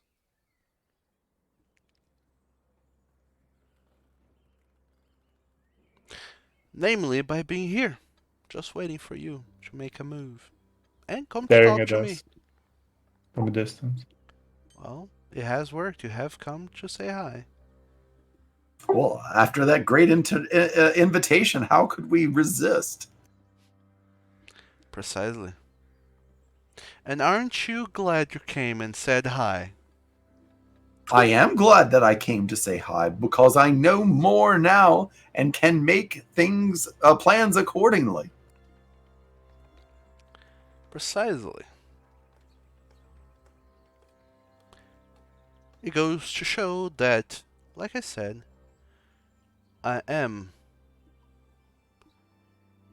like it or not, your best chance of getting through all of this. If you choose to pursue Jurgenod's less than genial ideas, well, I can only wish you luck in your endeavors. Should you wish instead... Diplomacy check. I want to know where he stands by saying all of this stuff. Does he think that he is saying the truth, or is he trying to mislead us? That is not diplomacy, that is perception and secret. Perception. Excuse me. Perception. Perception, Insight. you say. And if I failed that, I would like to use my halfling luck. I want to see if he's being honest. Alright. Are you getting in on that as well, Nick Nack? Sure. And Vice? Why not? Yes. Alright, all you give me secret perception checks.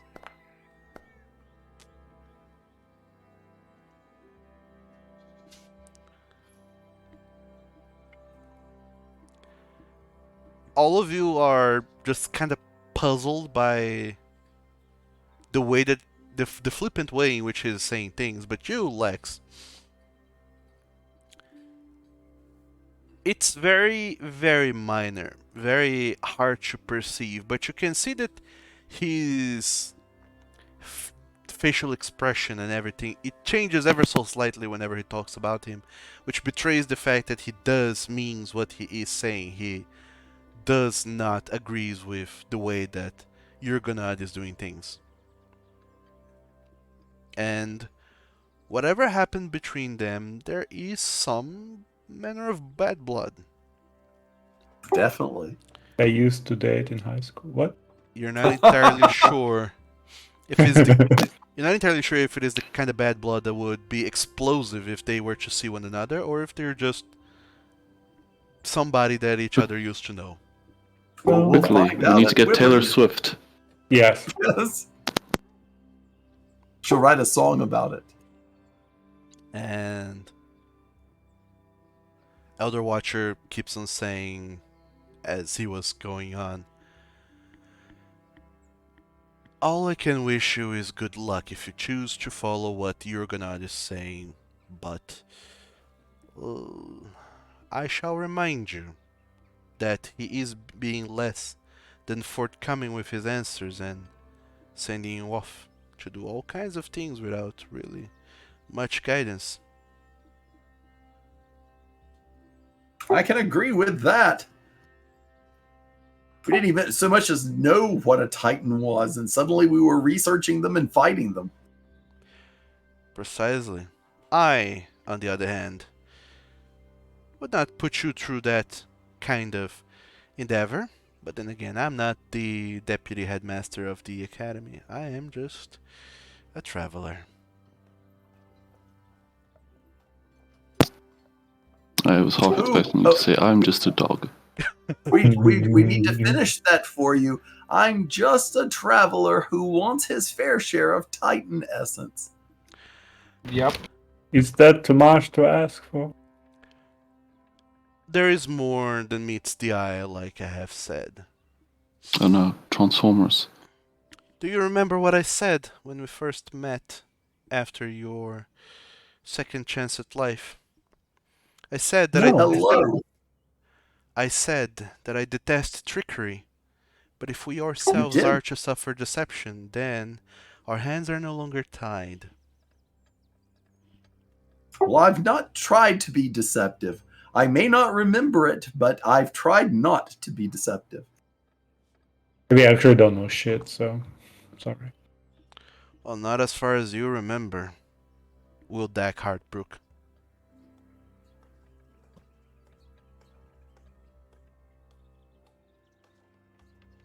All right, Dragonborn Elder Watcher. Please, at this point, just call me Zoldur. That's not a villain name if I ever heard one. Just call me Tim. Just call me Whoa. John Doe, it's totally my name. I don't know, there's a TV show that will take umbrage with that one.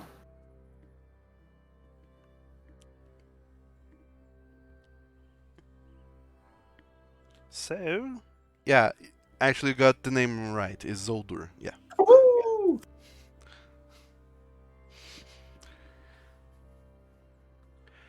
Very well then. Should you have a date in mind for whenever you're departing to face off those pesky wyverns, don't even bother with letting me know. Like I said, I'm always watching. That's creepy, man. That's creepy. Well, and who's to say you are not creepy as well?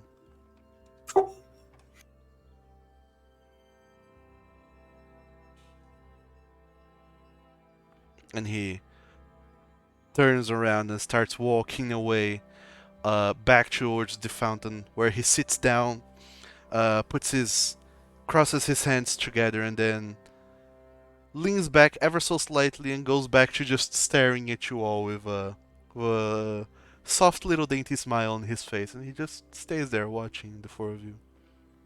He knows that really makes me weirded. That's probably why he's doing it, yes. Yes. Letting people know that something bothers you gives them power over you.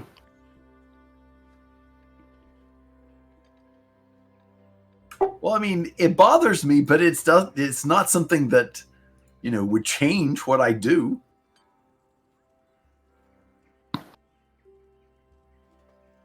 Well, you say that, but you weren't going to squirm before.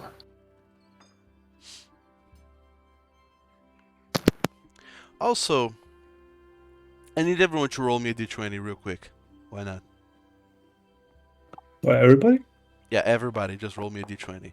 I rolled that. Oh. Fun Oh. times. Spectrum. Oh. Oh no. I do believe no, it's what? ratioed. Shit. Okay. You stumble and fall and break your neck. What? So How that's about a six? that is the lowest roll. Good to know. Okay, yeah, carry on.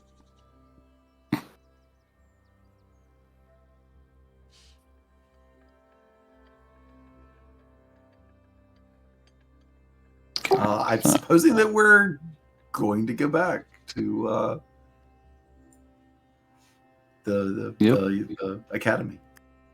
All right. I did the thing I wanted to do. Yeah, you did. You talked to Elder Watcher. Indeed, you did. Yep. All right. As all of you are going back to the academy,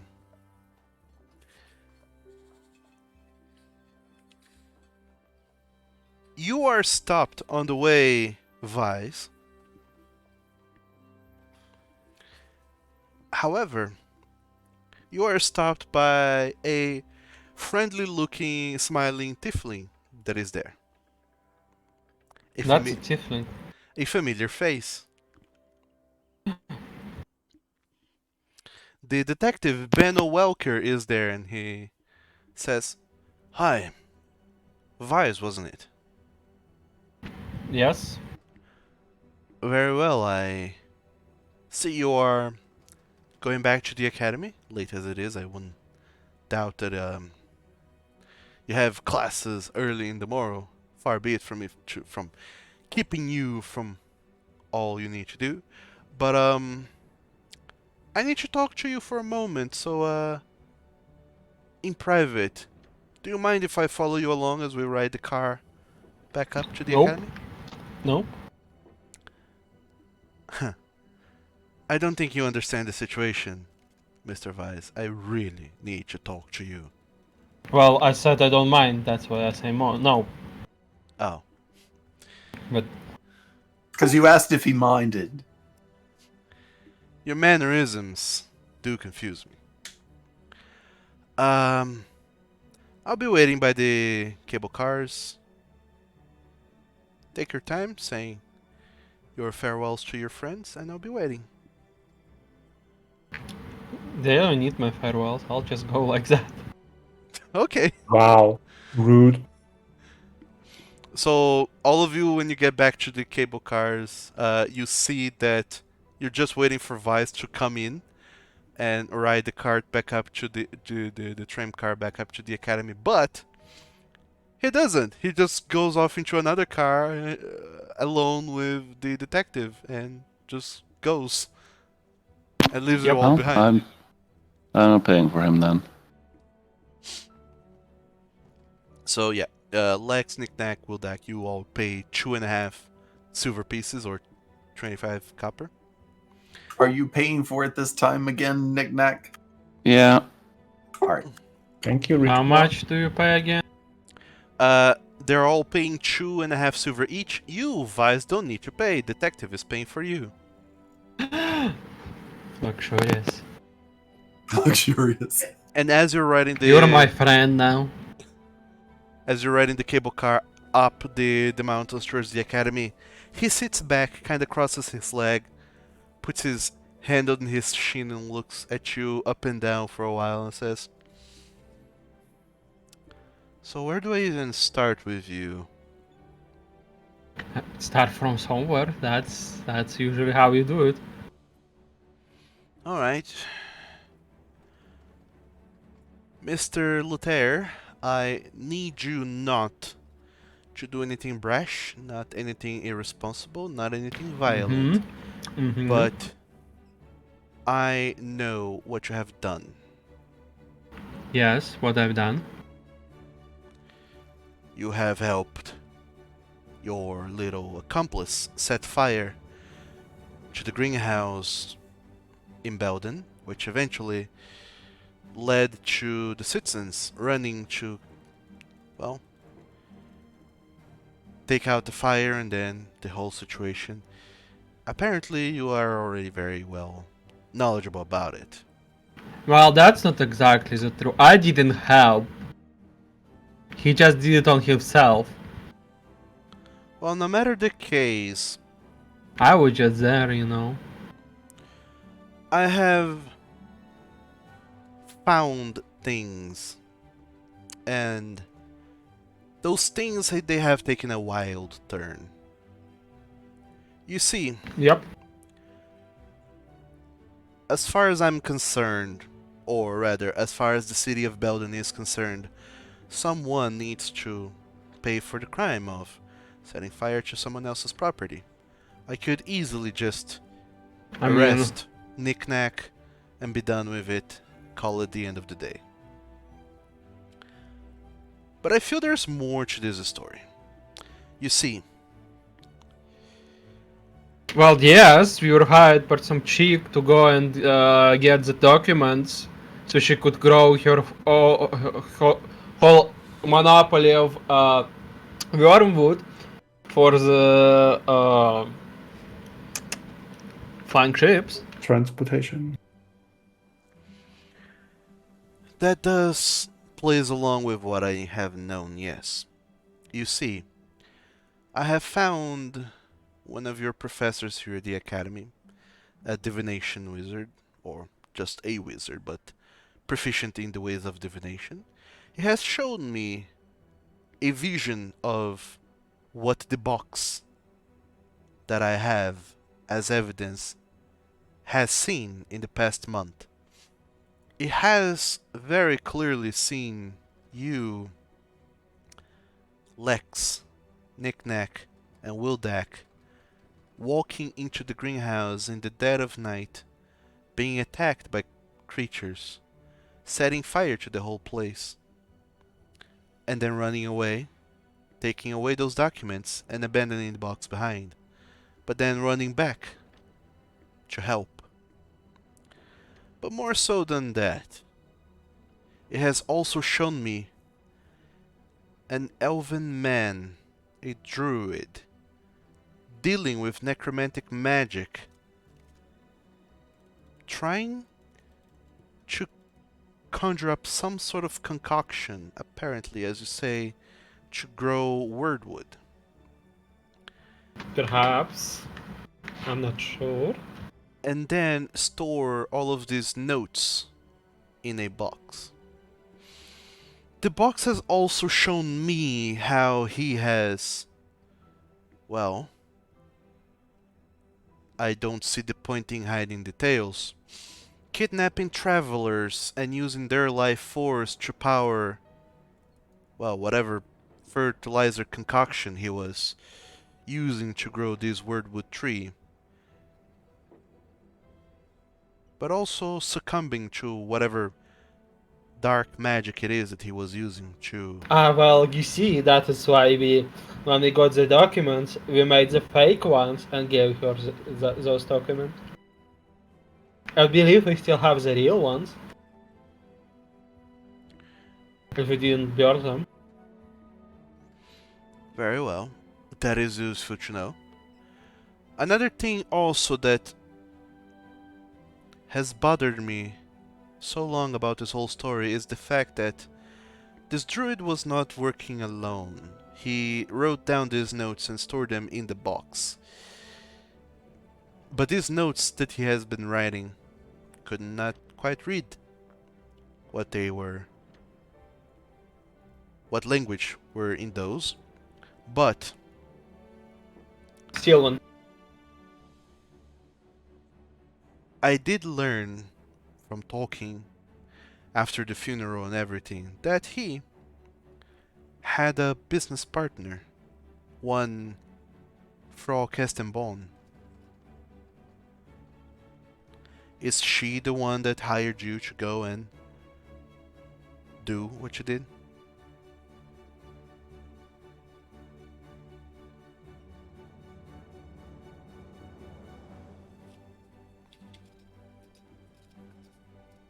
Vice? Yeah. Is the person that is the druid's work partner and the one that has hired you to go into the greenhouse and steal the documents, Viviana Kestenborn? Yes, I think it's her. That's the last name sounds familiar. That's how you deal with the law people. You just tell them the truth. Is that what I am to you, law people? I don't know you. Like, if you want to know me closer, you bring me on dinner or something. Huh. Oh well. I would, for now, avoid tampering with my investigation by going out with the persons that I am currently investigating. But I would take you up on that dinner offer mostly because I want to put forward a little proposition. Ooh, I'm Oh curious. no, he's proposing to you. Oh, yes. Like I said, the druid had kidnapped many persons, many travelers who happened to be passing by Belden, people who wouldn't be missed, and whose life were taken cruelly to fuel some kind of necromantic tree of, well, ill dispute. The druid needed to be prosecuted for his crimes, but life has already done that by taking his life away. But I wonder just how much his business partner, Mr. or rather Lady Viviana, knew, and how much she was involved in his dealings, and what other business partners does she has, and it's no secret that the Castenbones are, well, not particularly clean as far as legality of things is concerned, but we never had this good an in with the Castenbones or anything of that matter. So I don't know how quite yet to go about this. But my proposition is we work together to investigate Lady Viviana Castenbone a little bit further and just see just how much justice we can bring her and the deceased. Or, Well, if you don't mind that, I can just arrest Nick Nack and call it a day. I mean, we can do both. I mean, what? What?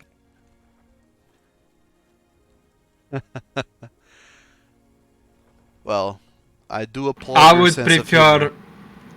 not Nick Nack being arrested, even if his actions led to not so good outcomes, but you know, in the end it was an accident. Well, I And have actually, it would be good to punish someone who actually doing some evil shit, you know? I agree with that sentiment. It would be good to punish someone who is doing illegal shit, as you say. Do we have a deal then? Sure, do you want to for others to know about it, or do you want me to tell them, or you want to have the talk with them on your own? Well, I have yet to come up with a plan on how to further this investigation into Lady Castenbone. I have not many clues as of I'd yet say on you how better do to that. lay low before you try to do something. If she, find out about you, it wouldn't be hard for her to remove you. You work alone at the moment. At the moment, not anymore, but you know, just don't Precisely. make yourself a target. I need to know where I stand in all of this before I put myself in danger or compromise the investigation. And as for you, I suppose it is interesting that you let your friends know that I'll be coming back to discuss a little bit further our deal with getting Nick Nack off the hook. Well, just a disclaimer. We will not try to run. I see no reasons in it, but we might travel to do our warden job. Well, I do know of that. It's yet another way, another reason why I think it's better to employ you to help me rather than antagonize you. Like it or not, you are wardens of the academy, and that does come with some benefits that honestly shouldn't. I mean, at least we get benefits. He don't get paid, so that's fine. I think in some way, a bit. Still, I would like to get payment for risking my life. In any case, Mr. Lutair, I would very much like you not to disclose this conversation we've had with anyone else other than your close group of friends. Mostly because, you know, it is an ongoing investigation. Imagine you would get in trouble if the word got out that you're trying to get a deal with a criminal going. Among other things, yes. Do you have a deal then? Well, I didn't say no, so yes. It seems like the best course of actions, honestly.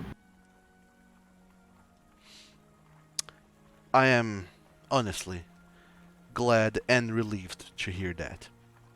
And You should have come to me the first time. I don't know why you're trying to be like uh secretive about it. I mean, I guess I don't want to go to jail, but like it's better that way. Well, far be it from me to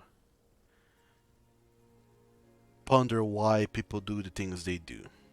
Rather, find out why they have done the things that they have done, and make sure that they do face the consequences for their actions if they are unlawful. And then he stands up, kind of extends his hands towards you, that so you can shake on it. Just as the tram car is nearing the station on top of the academy. Yay. And once the tram car gets there, you get off, but he doesn't. He just kind of shows you that he has a two-way ticket and he's going to go down with the cable car. And then the doors close and the car goes back down the mountain. And a short while later, up the mountain comes another cable car with your friends.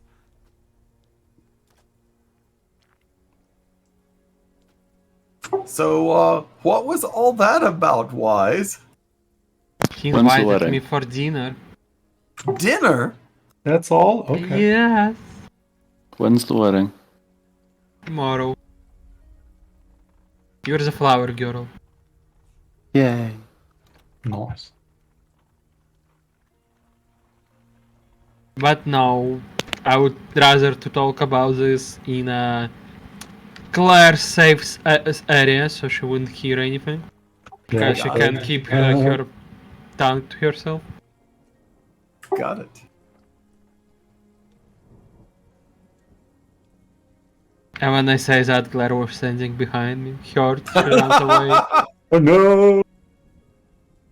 She was actually on the tram disguised as a box. Disguised as a box. I love it. I actually want to check on Claire because she seemed very much in a bad way the last time I spoke with her. Suicide war. That was before we went out Traveled. looking at the tower. Yes. Alright. Alright, Wildak, you're looking into Claire, right? Yep. Alright. You go to the dorms and just kind of ask around. Eventually, people do direct you to the bedroom where Claire is standing at. And even before you get close to it, you can hear what's it called? A gramophone, a vitrola, whatever, playing off some sappy teenager music kind of deal. Oh no. Some emo stuff is going on. No, she's Ammo listening to stuff? Yeah, My Chemical Romance. yeah, Emo. My Chemical. Emo stuff. Emo, yes. the fantasy equivalent to My Chemical Romance and Evanescence is playing. Got it. Wake me up. And yeah, it's audio full blasting from inside her room. I knock on the door. All right, you hear a voice, a feminine voice, but not one you recognize, comes over to the door, and then Oh no, it's your roommate. coming, and then it runs over, opens up the door, and you see that there's just like a trove of colleagues there, like some 6 other girls, and Claire. Okay. They're all there, kind of doing nails and manicure and all that stuff, and they all stop, and Claire immediately just kind of stands up. Wildeck, hi! Do you want to get your nails done? No. I just came by to see how things were going with you. We'd gotten back from our visit to the tower to the south of here, and I just wanted to make sure that you were okay. I was concerned about you. Oh, I'm doing fine. My friends have been helping me, but thank you so much. This was so very kind of you to drop by and say hi. I think Chauvin, she was looking for you. She has been going nuts all these past Oh, few I days. bet. I can imagine. I'm sure that she's had her hands full. Wildeck, I have never noticed that before.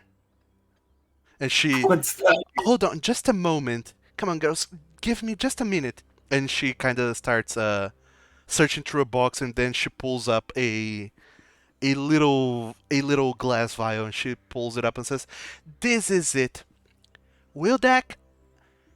Little did you know, but cyan is your color." And she offers Oh. you a nail polish. Use this. Oh my It'll god. go great with your whole ensemble. No, not Well, Polish. Well, thank you very much. I'll go see what Siobhan was running into. It's just the injured people. I think someone barfed on her. It's nothing big. She's just been, Oh no! running the sanatorium. But You. after you get that done with, I mean, I don't know, it's already evening time, so I think she's gone back to her dorm.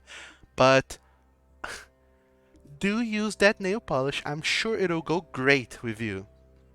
Oh, thank you. I'll certainly look at it in the future. But thanks for the recommendation. I just wanted to see how you were. I've got to get back because the guys will be getting back at this point. Oh, I know. Your wardening job, right? Yep. Well, of course. By the way, this is Janice, this is Erica, this is Karen, this is Linda, and this here, the shy one in the corner, the brunette. She's Brune. Well, it's nice to meet you, ladies. And they all just then go, I- "Hi, Wildeck." And so then I turn around and I head out. I know what you did last summer. I do. And Claire kind of even steps out of her room, which is far too small to be fitting that many persons in it. She steps out of the room and kind of waves goodbye at you until you kind of turn a corner in the hallway. There we go. All right. Well, my mind is at rest now that nothing bad was happening to her. Oh no, she's very sociable. She has plenty of friends. Or at least that's what she wants you to think. Well, there we go. Anything else you're all doing before the evening is out? Judging Wildeck for doing that. No. Why are you judging me? I like helping people. I'm joking. I would feel it bad if something happened to Claire. It's okay. You're right.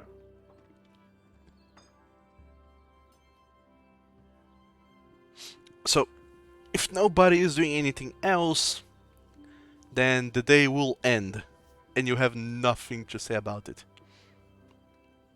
Oh no. Yep. I think it's dreamy time. No, before dreamy time it's telling the detective thingy die. No, that's tomorrow. No, there's no dreaming time. You all just dream whatever it is that your characters dream, and you wake up the next day. Alright, Sweet dreams are made of... now I'll tell them then. Are you telling them about the conversation with the detective, or? Yep, while putting cyan nail polish on Wilduck. You're not putting a. I didn't show anybody that. I'm joking. Why not? What's the problem? Yeah, why not? Give me a black one, I'll put it on. Let's have our own emo face, yes. Yep.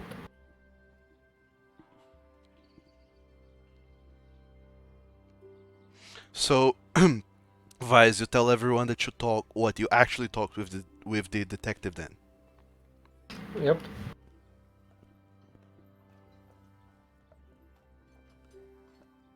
All right. Really? You told him we did it? You know that I didn't do it. I didn't even touch the box. I didn't set the place on fire. Did you listen to me? Did You you didn't say- listen to me at all? Did they say I told him all, or I said he knows everything? Well, he knows the thing that's wrong. I didn't He do knows that. And everything. He knows what happened. He knows how it happened. He had help. He knows exactly how it went. So don't try to be like that to me. Jesus. Also, based Do you on want me to what... go around and be like, oh no, you saw exactly the picture. It must have been the deep fake or something like that. Somebody. Or actually just go visit and deal with it, and we're off the hook. Well, Nick knock off the hook because he's the one who suffers. Yay. Until the court decides that we are accomplices. What's the word? accomplices? Yes.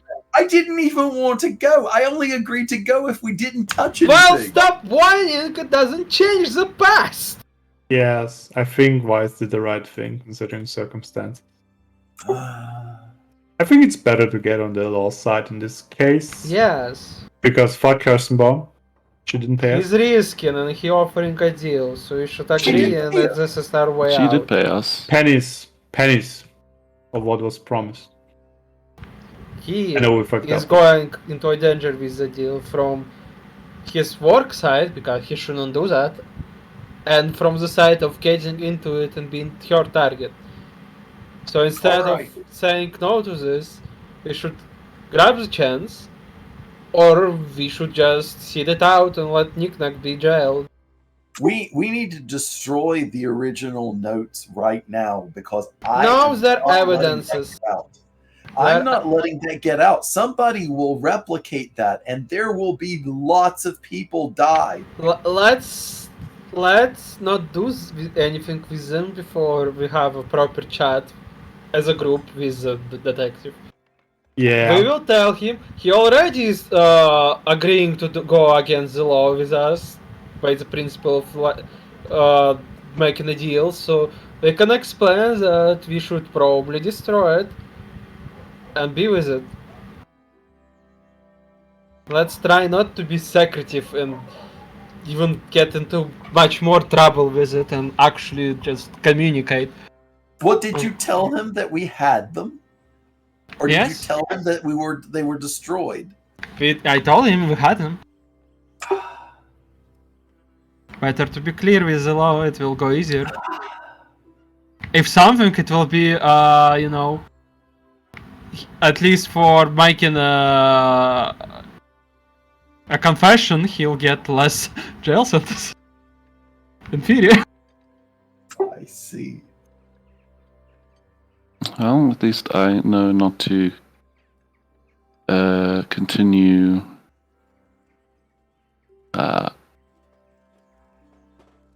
hoping that lies help.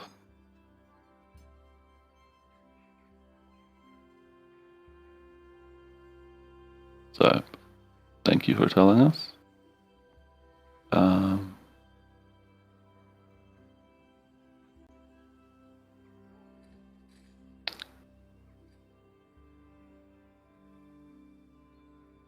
I'm happy to know that I might not be going to prison. That is a good thing. That's not. Because I mean, it wasn't your fault that the fire started. I mean, you didn't know that this place was as flammable as it was. I also didn't know that people are going to run in there and... Well, to be honest, it is a place full of plants, and plants usually are flammable. So Oh, Yeah, only especially since dry they will plants.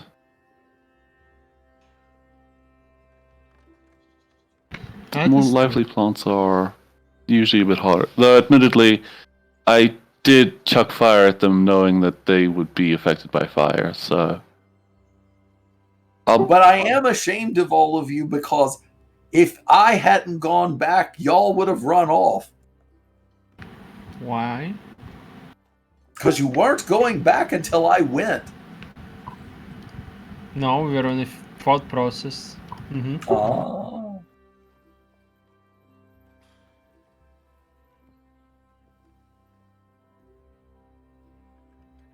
So, what is the plan for today?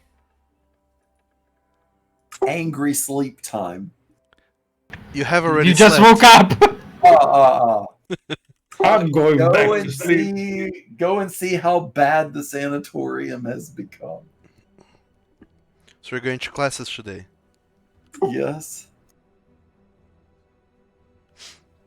Alright. I'll be right back. So you all go to class then.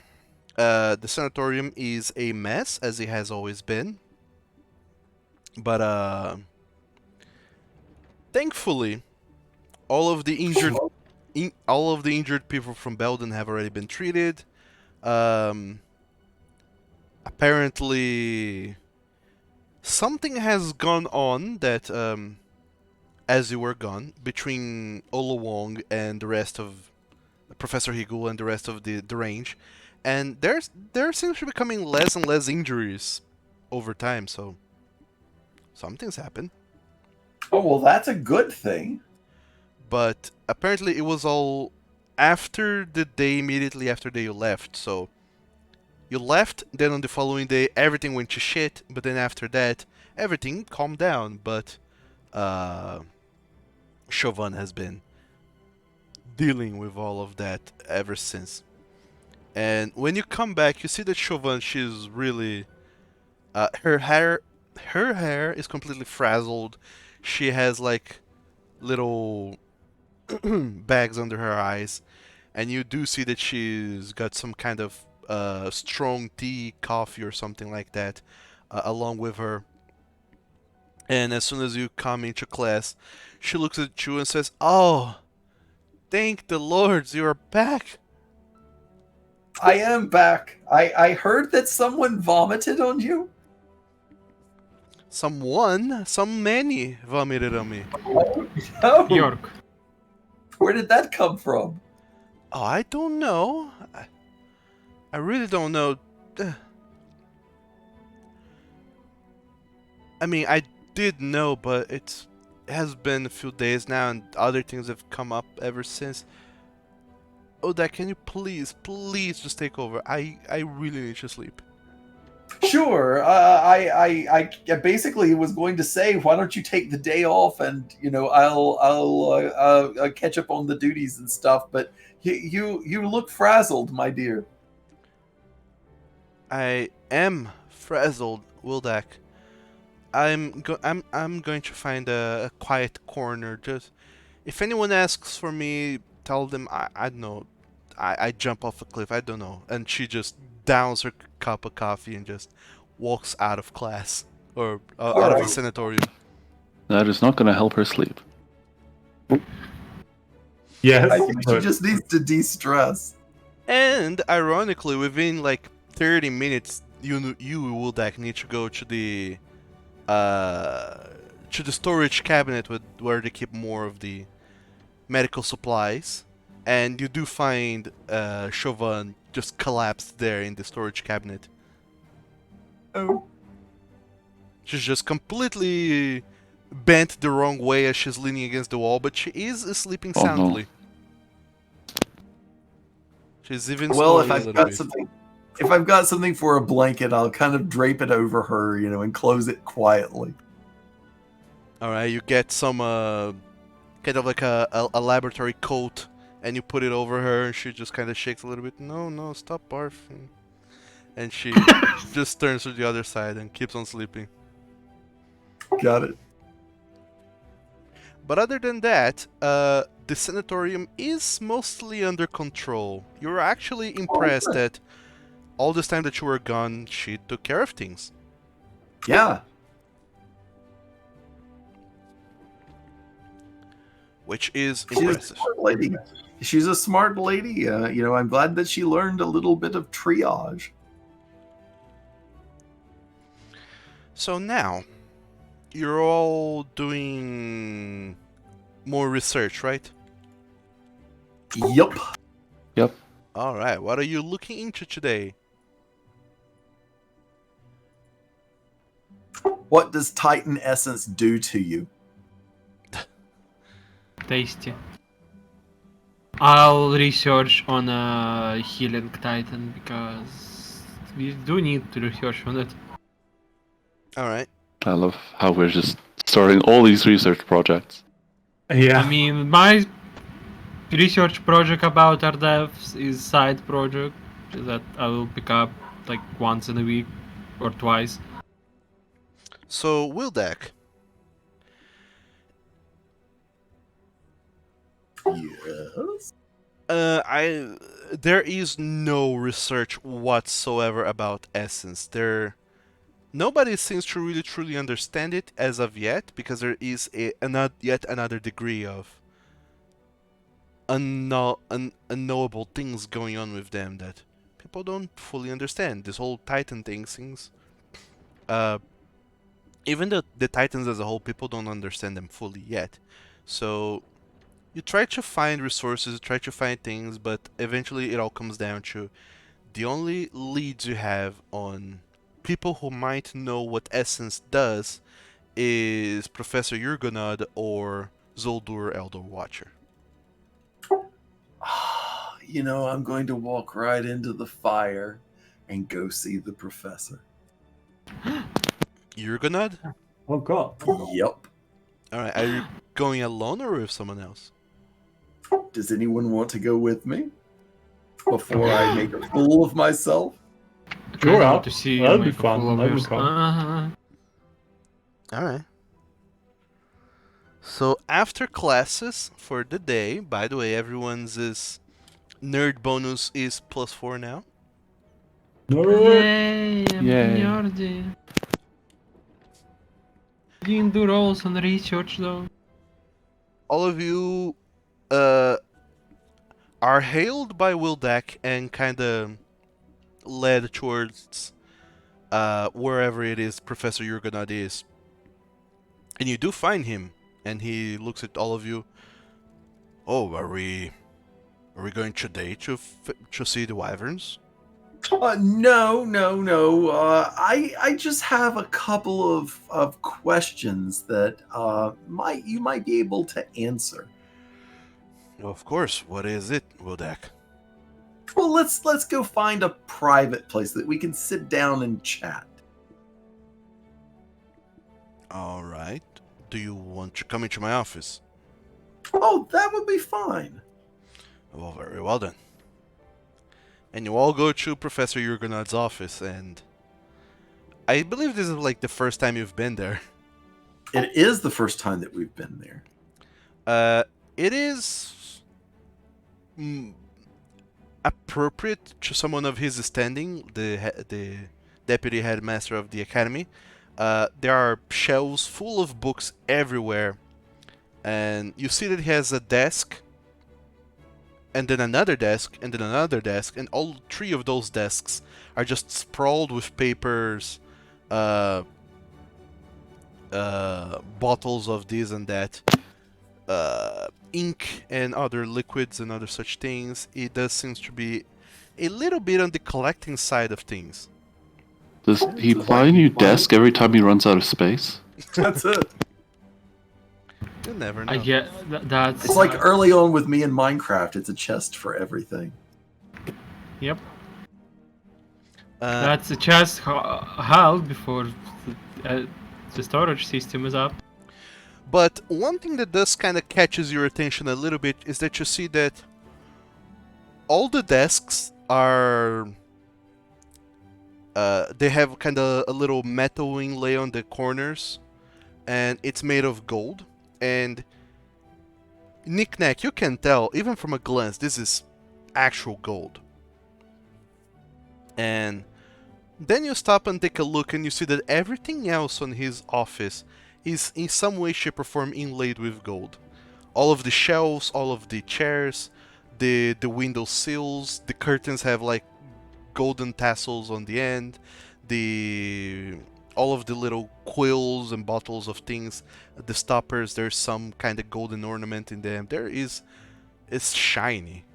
This place. That man must be like a dragon or something. He's hoarding gold. That's where tuition money is going, yes. Sorry. So, what did you want to talk about? I want to talk about how you know Zoldor, the Elder Watcher. He says that he worked with you and us. Did he now? He did. Well, I have told you before already that he used to be a part of the academy a long time ago. But then, after some difference in thoughts, he went his own way. I can see that you and he have some sort of bad blood that's going on. But he implied that we worked with you before we died and lost our memories. Well, yes. Like I said, you were wardens at this academy. I understand that, but he said that we all worked together, which sounded like we were a group or something. And then he said that there was a difference of opinion between you and him over how something should be done. And then, boom, he was out. Have you gone to talk to him? I did go to talk to him because I wanted to know what's going on. Even It's fair, like. Even after I warned you not to talk to him.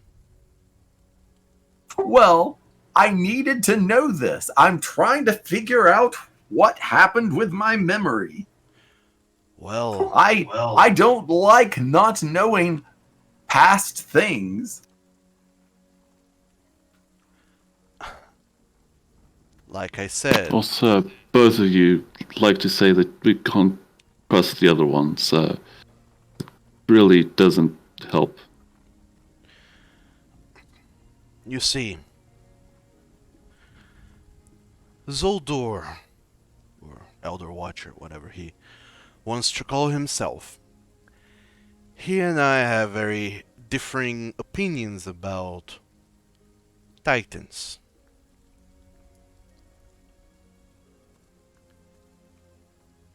Even after you found Talon? Well, yes, I do not think he has met Talon, but he still is. Well, but your opinion still stands. My opinion still stands. Well, As far as I remember, his opinion. Well, no, I don't remember. Never mind.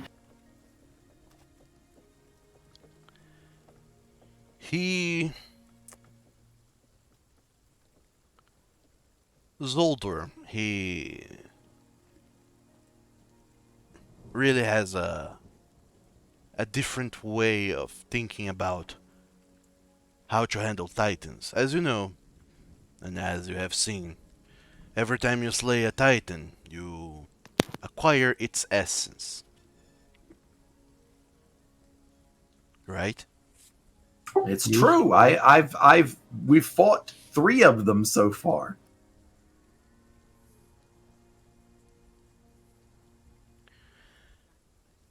And thus, what to do with this essence is where Zoldur and I differ.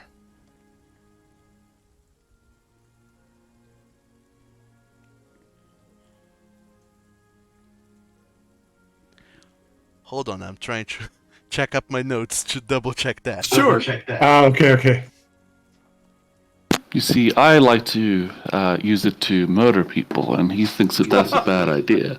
And that would be a bad idea. You know, he didn't tell us anything about why different people want the essence or what they can even do with the essence. But you seem very interested in this wyvern essence, and that seems odd. And odd things catch my attention. It's like a discrepancy in the tax books. Well, That you made. the essence, as it is not just like any other magic out and about. This essence that you have been acquiring as process of slaying titans, it can be channeled in and be used to give you more power. And the problem, per se, is where we apply that. What we do with this power and at which point we stop slaying titans. Because, as you can see, once we acquire enough power, there is no more need to slay titans, except when they threaten society. Although, I am sure you have noticed this by now, titans hardly ever wander far away from their lairs. That's true. They are less a threat to society and more a threat if we, by accident, wander into their lair.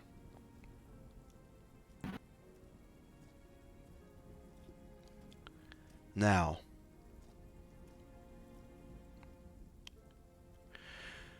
how do I even say this?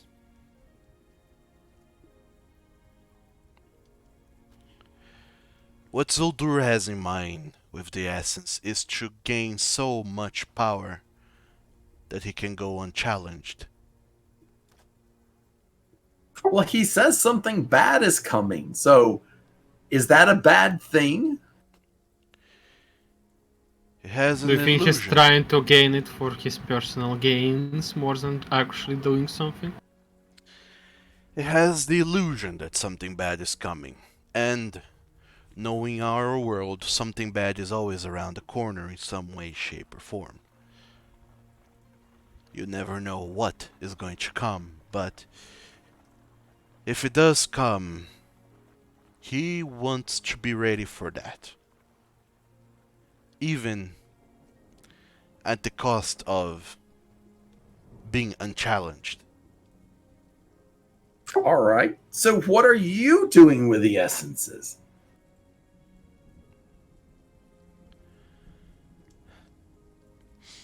There is no one way in which I can say this.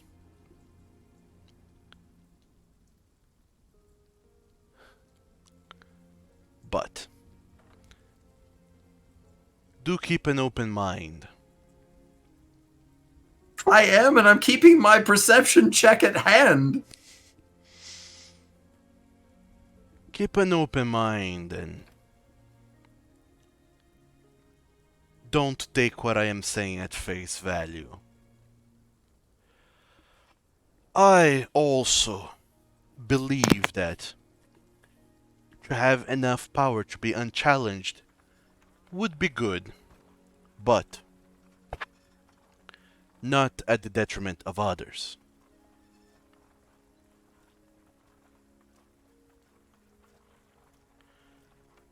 I believe, personally, that it is possible to acquire enough power that you can challenge opposition the kind of opposition that is a threat to civilization, without needing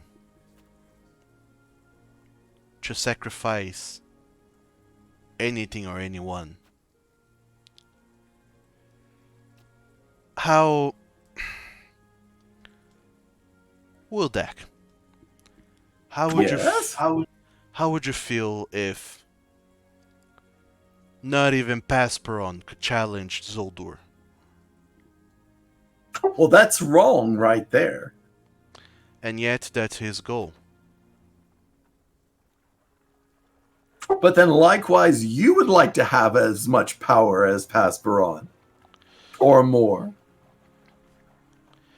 As much is accurate, but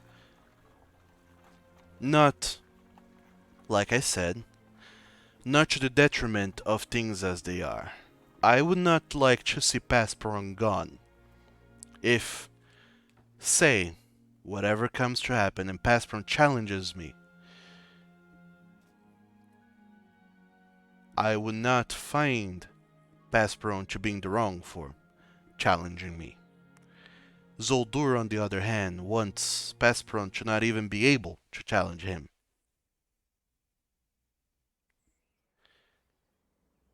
That's the dimension of what we're talking about here. Does that make sense? Oh, no, it does make sense. I mean, we're talking about ideologies here. And the magnitude of them as well.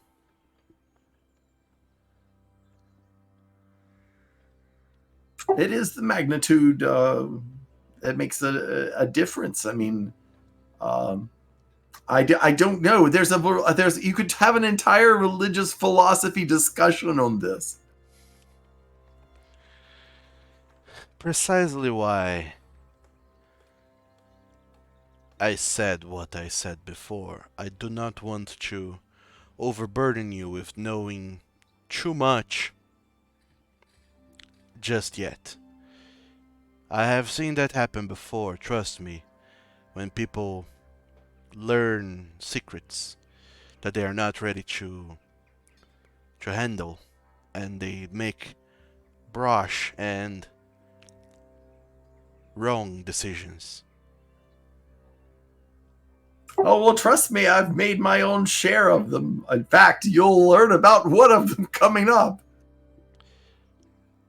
Do tell. Oh, I'll leave that as a surprise. Everyone likes surprises. Does this has to do with Zoldur? Oh, yes, very much involves him.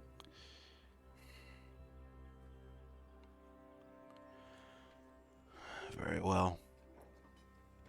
I do not know what Zoldur might have told you, if at all. He likes to play games and be mysterious, but He does. He tries to be mysterious, but he just gets aggravating. One thing that he is not, however, is a fool, and he probably left out a very important part of his whole plan, whatever that plan might be, which is to say that if you cross him at any point, he will act against you. Oh, I imagine so. I mean, he keeps track of where we are all the time. He's probably watching us now. Doubtful. However, whereas he did not say that, either implicitly or explicitly, I will put this down on the table for all of you to know. I have my plans, I have my views, and I have my beliefs in what should be done. And should you act against what I am planning, I will not hesitate to take action against you all. Oh, yes, he said that as well. So, I expected it from the other side as well. However, I would like to avoid that as much as possible.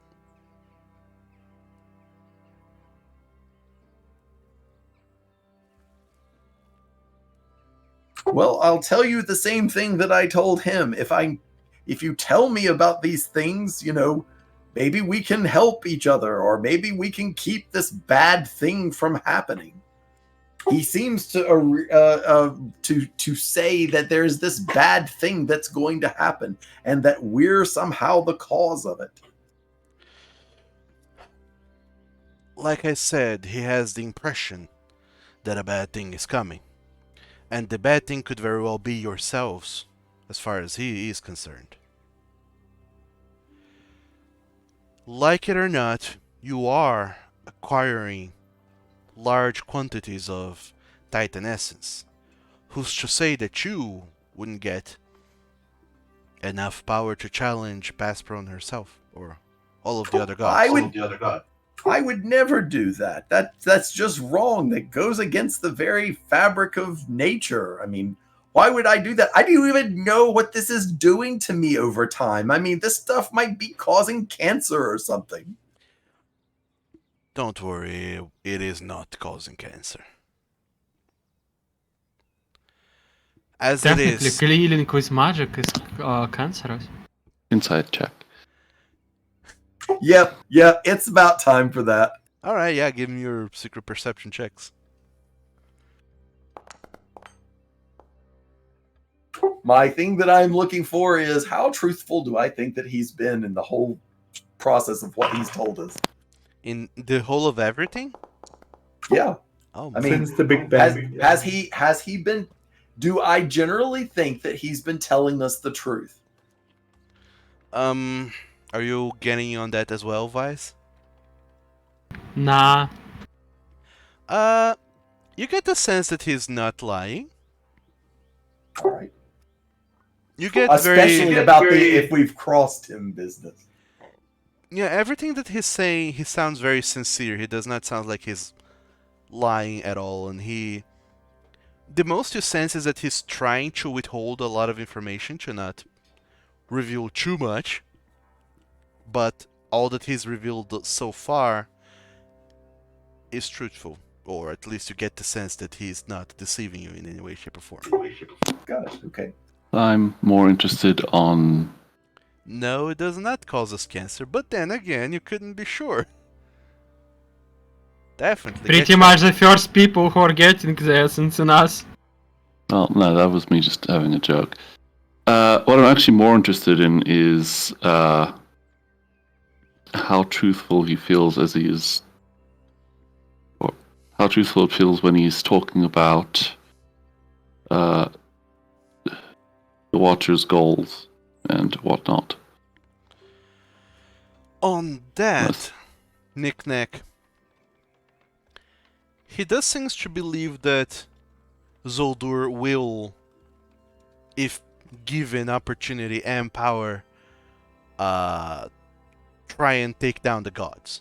You get the sense that, nah, that can't be it. Zoldur, from what you have known him, is eccentric, but then again, could he really go and do all of that? Seems doubtful. But Yurgona does seems to believe that.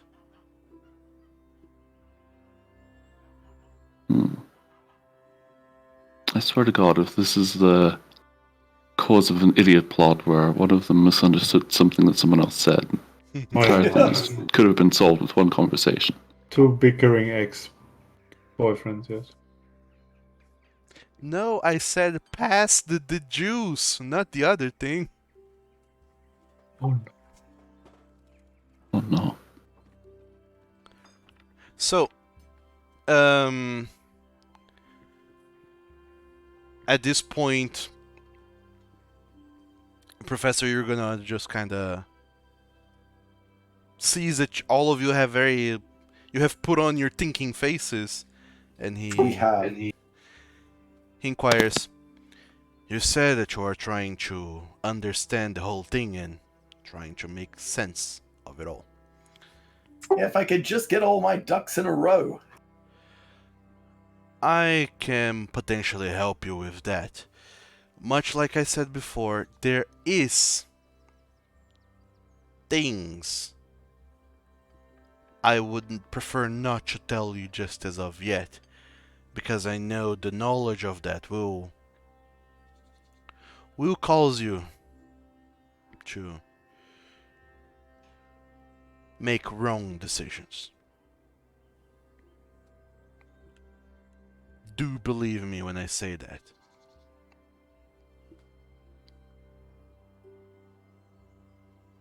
Well, knowledge always helps people make the right decisions. So, withholding knowledge helps us make poor decisions. Yeah, at the moment we're making decisions based on things that we don't know, and Vibes. Usually people actively withholding information does not get counted favorably in that sort of consideration. And I understand that.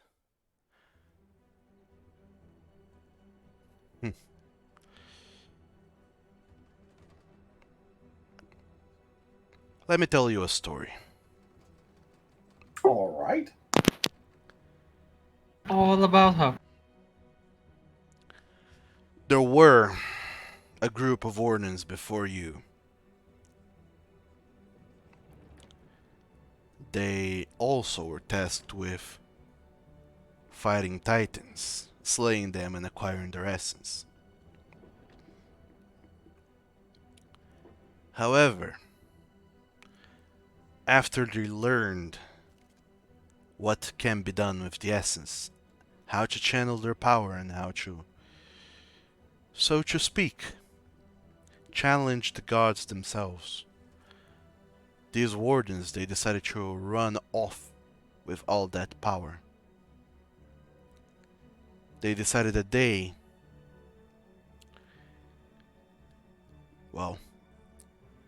were going to do with that power as they deemed necessary in their own views.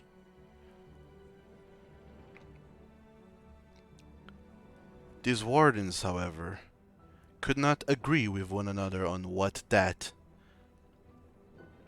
decision should be. They all had different opinions, and they all decided that if they cannot decide what to do with it, then that they would at least stop others from taking what they had. Those wardens decided that Zoldur and I were obstacles, and they decided to use that power of the essences to take both of us down.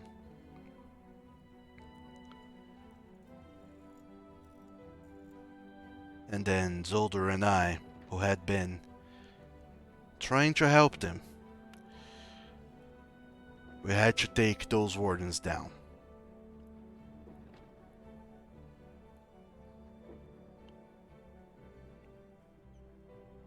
So, of course, I'm going to ask the obvious question here. Were we the wardens?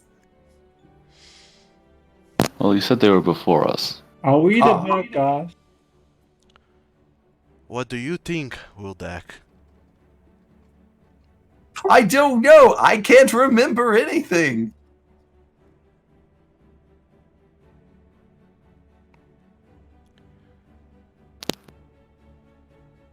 Well, much like I said, those wardens,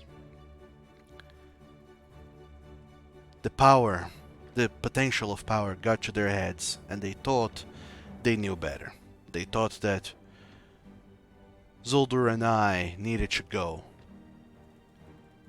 We had been helping them from the very beginning, and they decided that we were threats and sought to kill us. Then we had to act. and protect ourselves. Now, those wardens knew the full extent of the essences of what I planned to do, of what Zolder wanted to do. They knew all of it. And yet, they made a very bad decision. Who am I to say that they would not make yet another very bad decision had they managed to strike both of us down? They could, easily. If both Zolder and I were taken out, they could easily have had the power to challenge the gods themselves and destroy the world as we know it.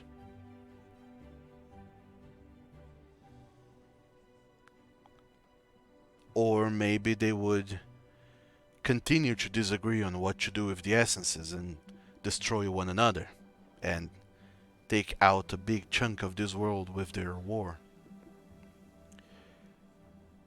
But I know that whatever their decision would have been, their first decision was to become aggressive.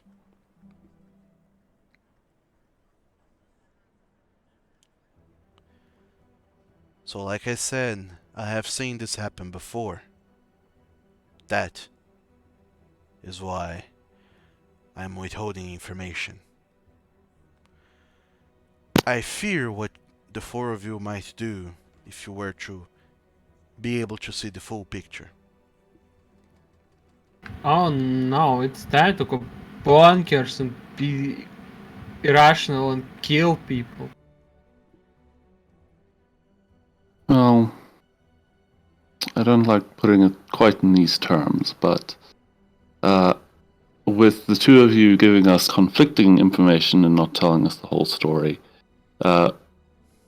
we were being suggested by both of you that both of you are a threat.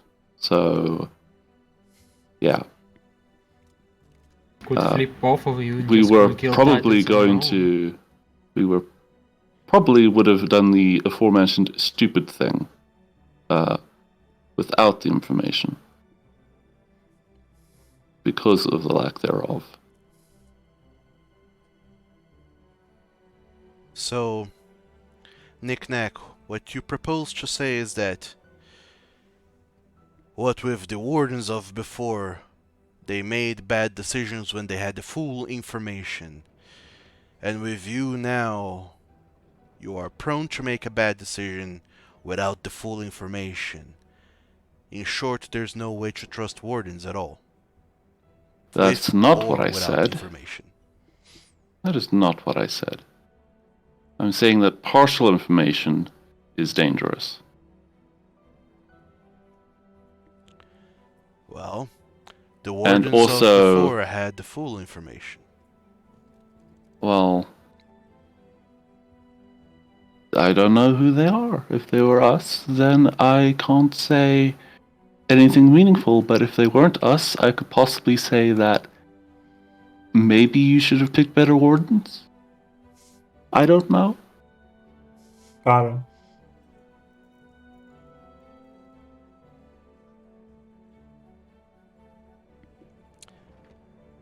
Problem is not necessarily giving someone knowledge. The problem may be who you give the knowledge. What you mean to say is, in short terms, that I should just trust you.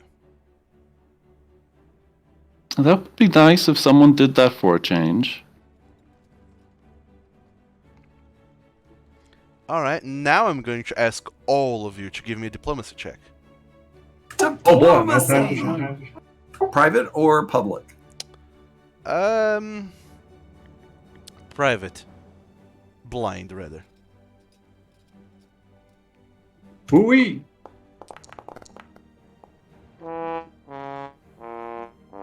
I roll this. Question mark? Hey, I rolled question mark too. Damn, that's crazy. Wow. Oh my What a god, coincidence. these rolls. Bad or good? And if I failed, I still have halfling luck today. Well, the point is, you don't know, so you can't actually Yeah. do anything with that. The point of secret checks is precisely you don't get to reroll. Though I think if he rolls a natural 1... No, wait, he has to choose to do half luck. It's not passive. Never mind. Come again? No, I was thinking in 5e terms where rolling a natural 1 will automatically let you Trigger reroll. But no, this is an active ability. Is it? I'm not entirely sure how your halfling luck works. Let me see. Based on the last time you used it, I think that's the case. You fail a skill check or saving throw, so yeah. Wildak, please roll again, because that natural luck Thank is you. not getting you anywhere. Oh no. Diplomacy check again. Private once again. Always. I have to take the second one, so. Yeah, you do. Well, if it was a natural 1, then... Huzzah! So, good news is, Lex, you advanced your thingy by 1. I That's not a mean, good yeah. start. Thanks, nice. The bad news Bad is news is you've been kicked out of the academy. bad I'm news. murdered on the spot. Bad news is everyone else rolled single digits. Oh, Lord. Professor Yurgonad, he says, very well. If clarity is what you need,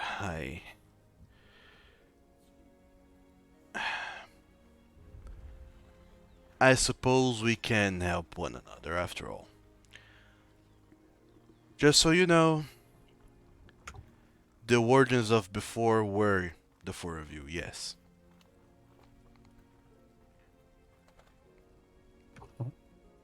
I see. I thought that was the case. And once again, I would very much hate to have to put you all down again. That answers that question. So what's the claw thing? Every time I think about it, it burns. That's not right, man.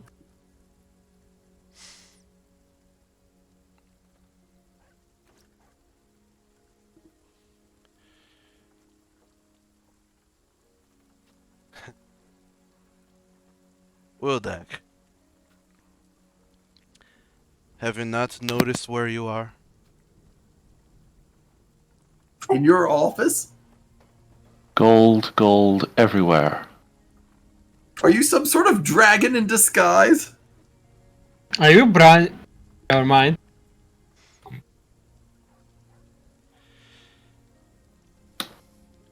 I asked that question earlier.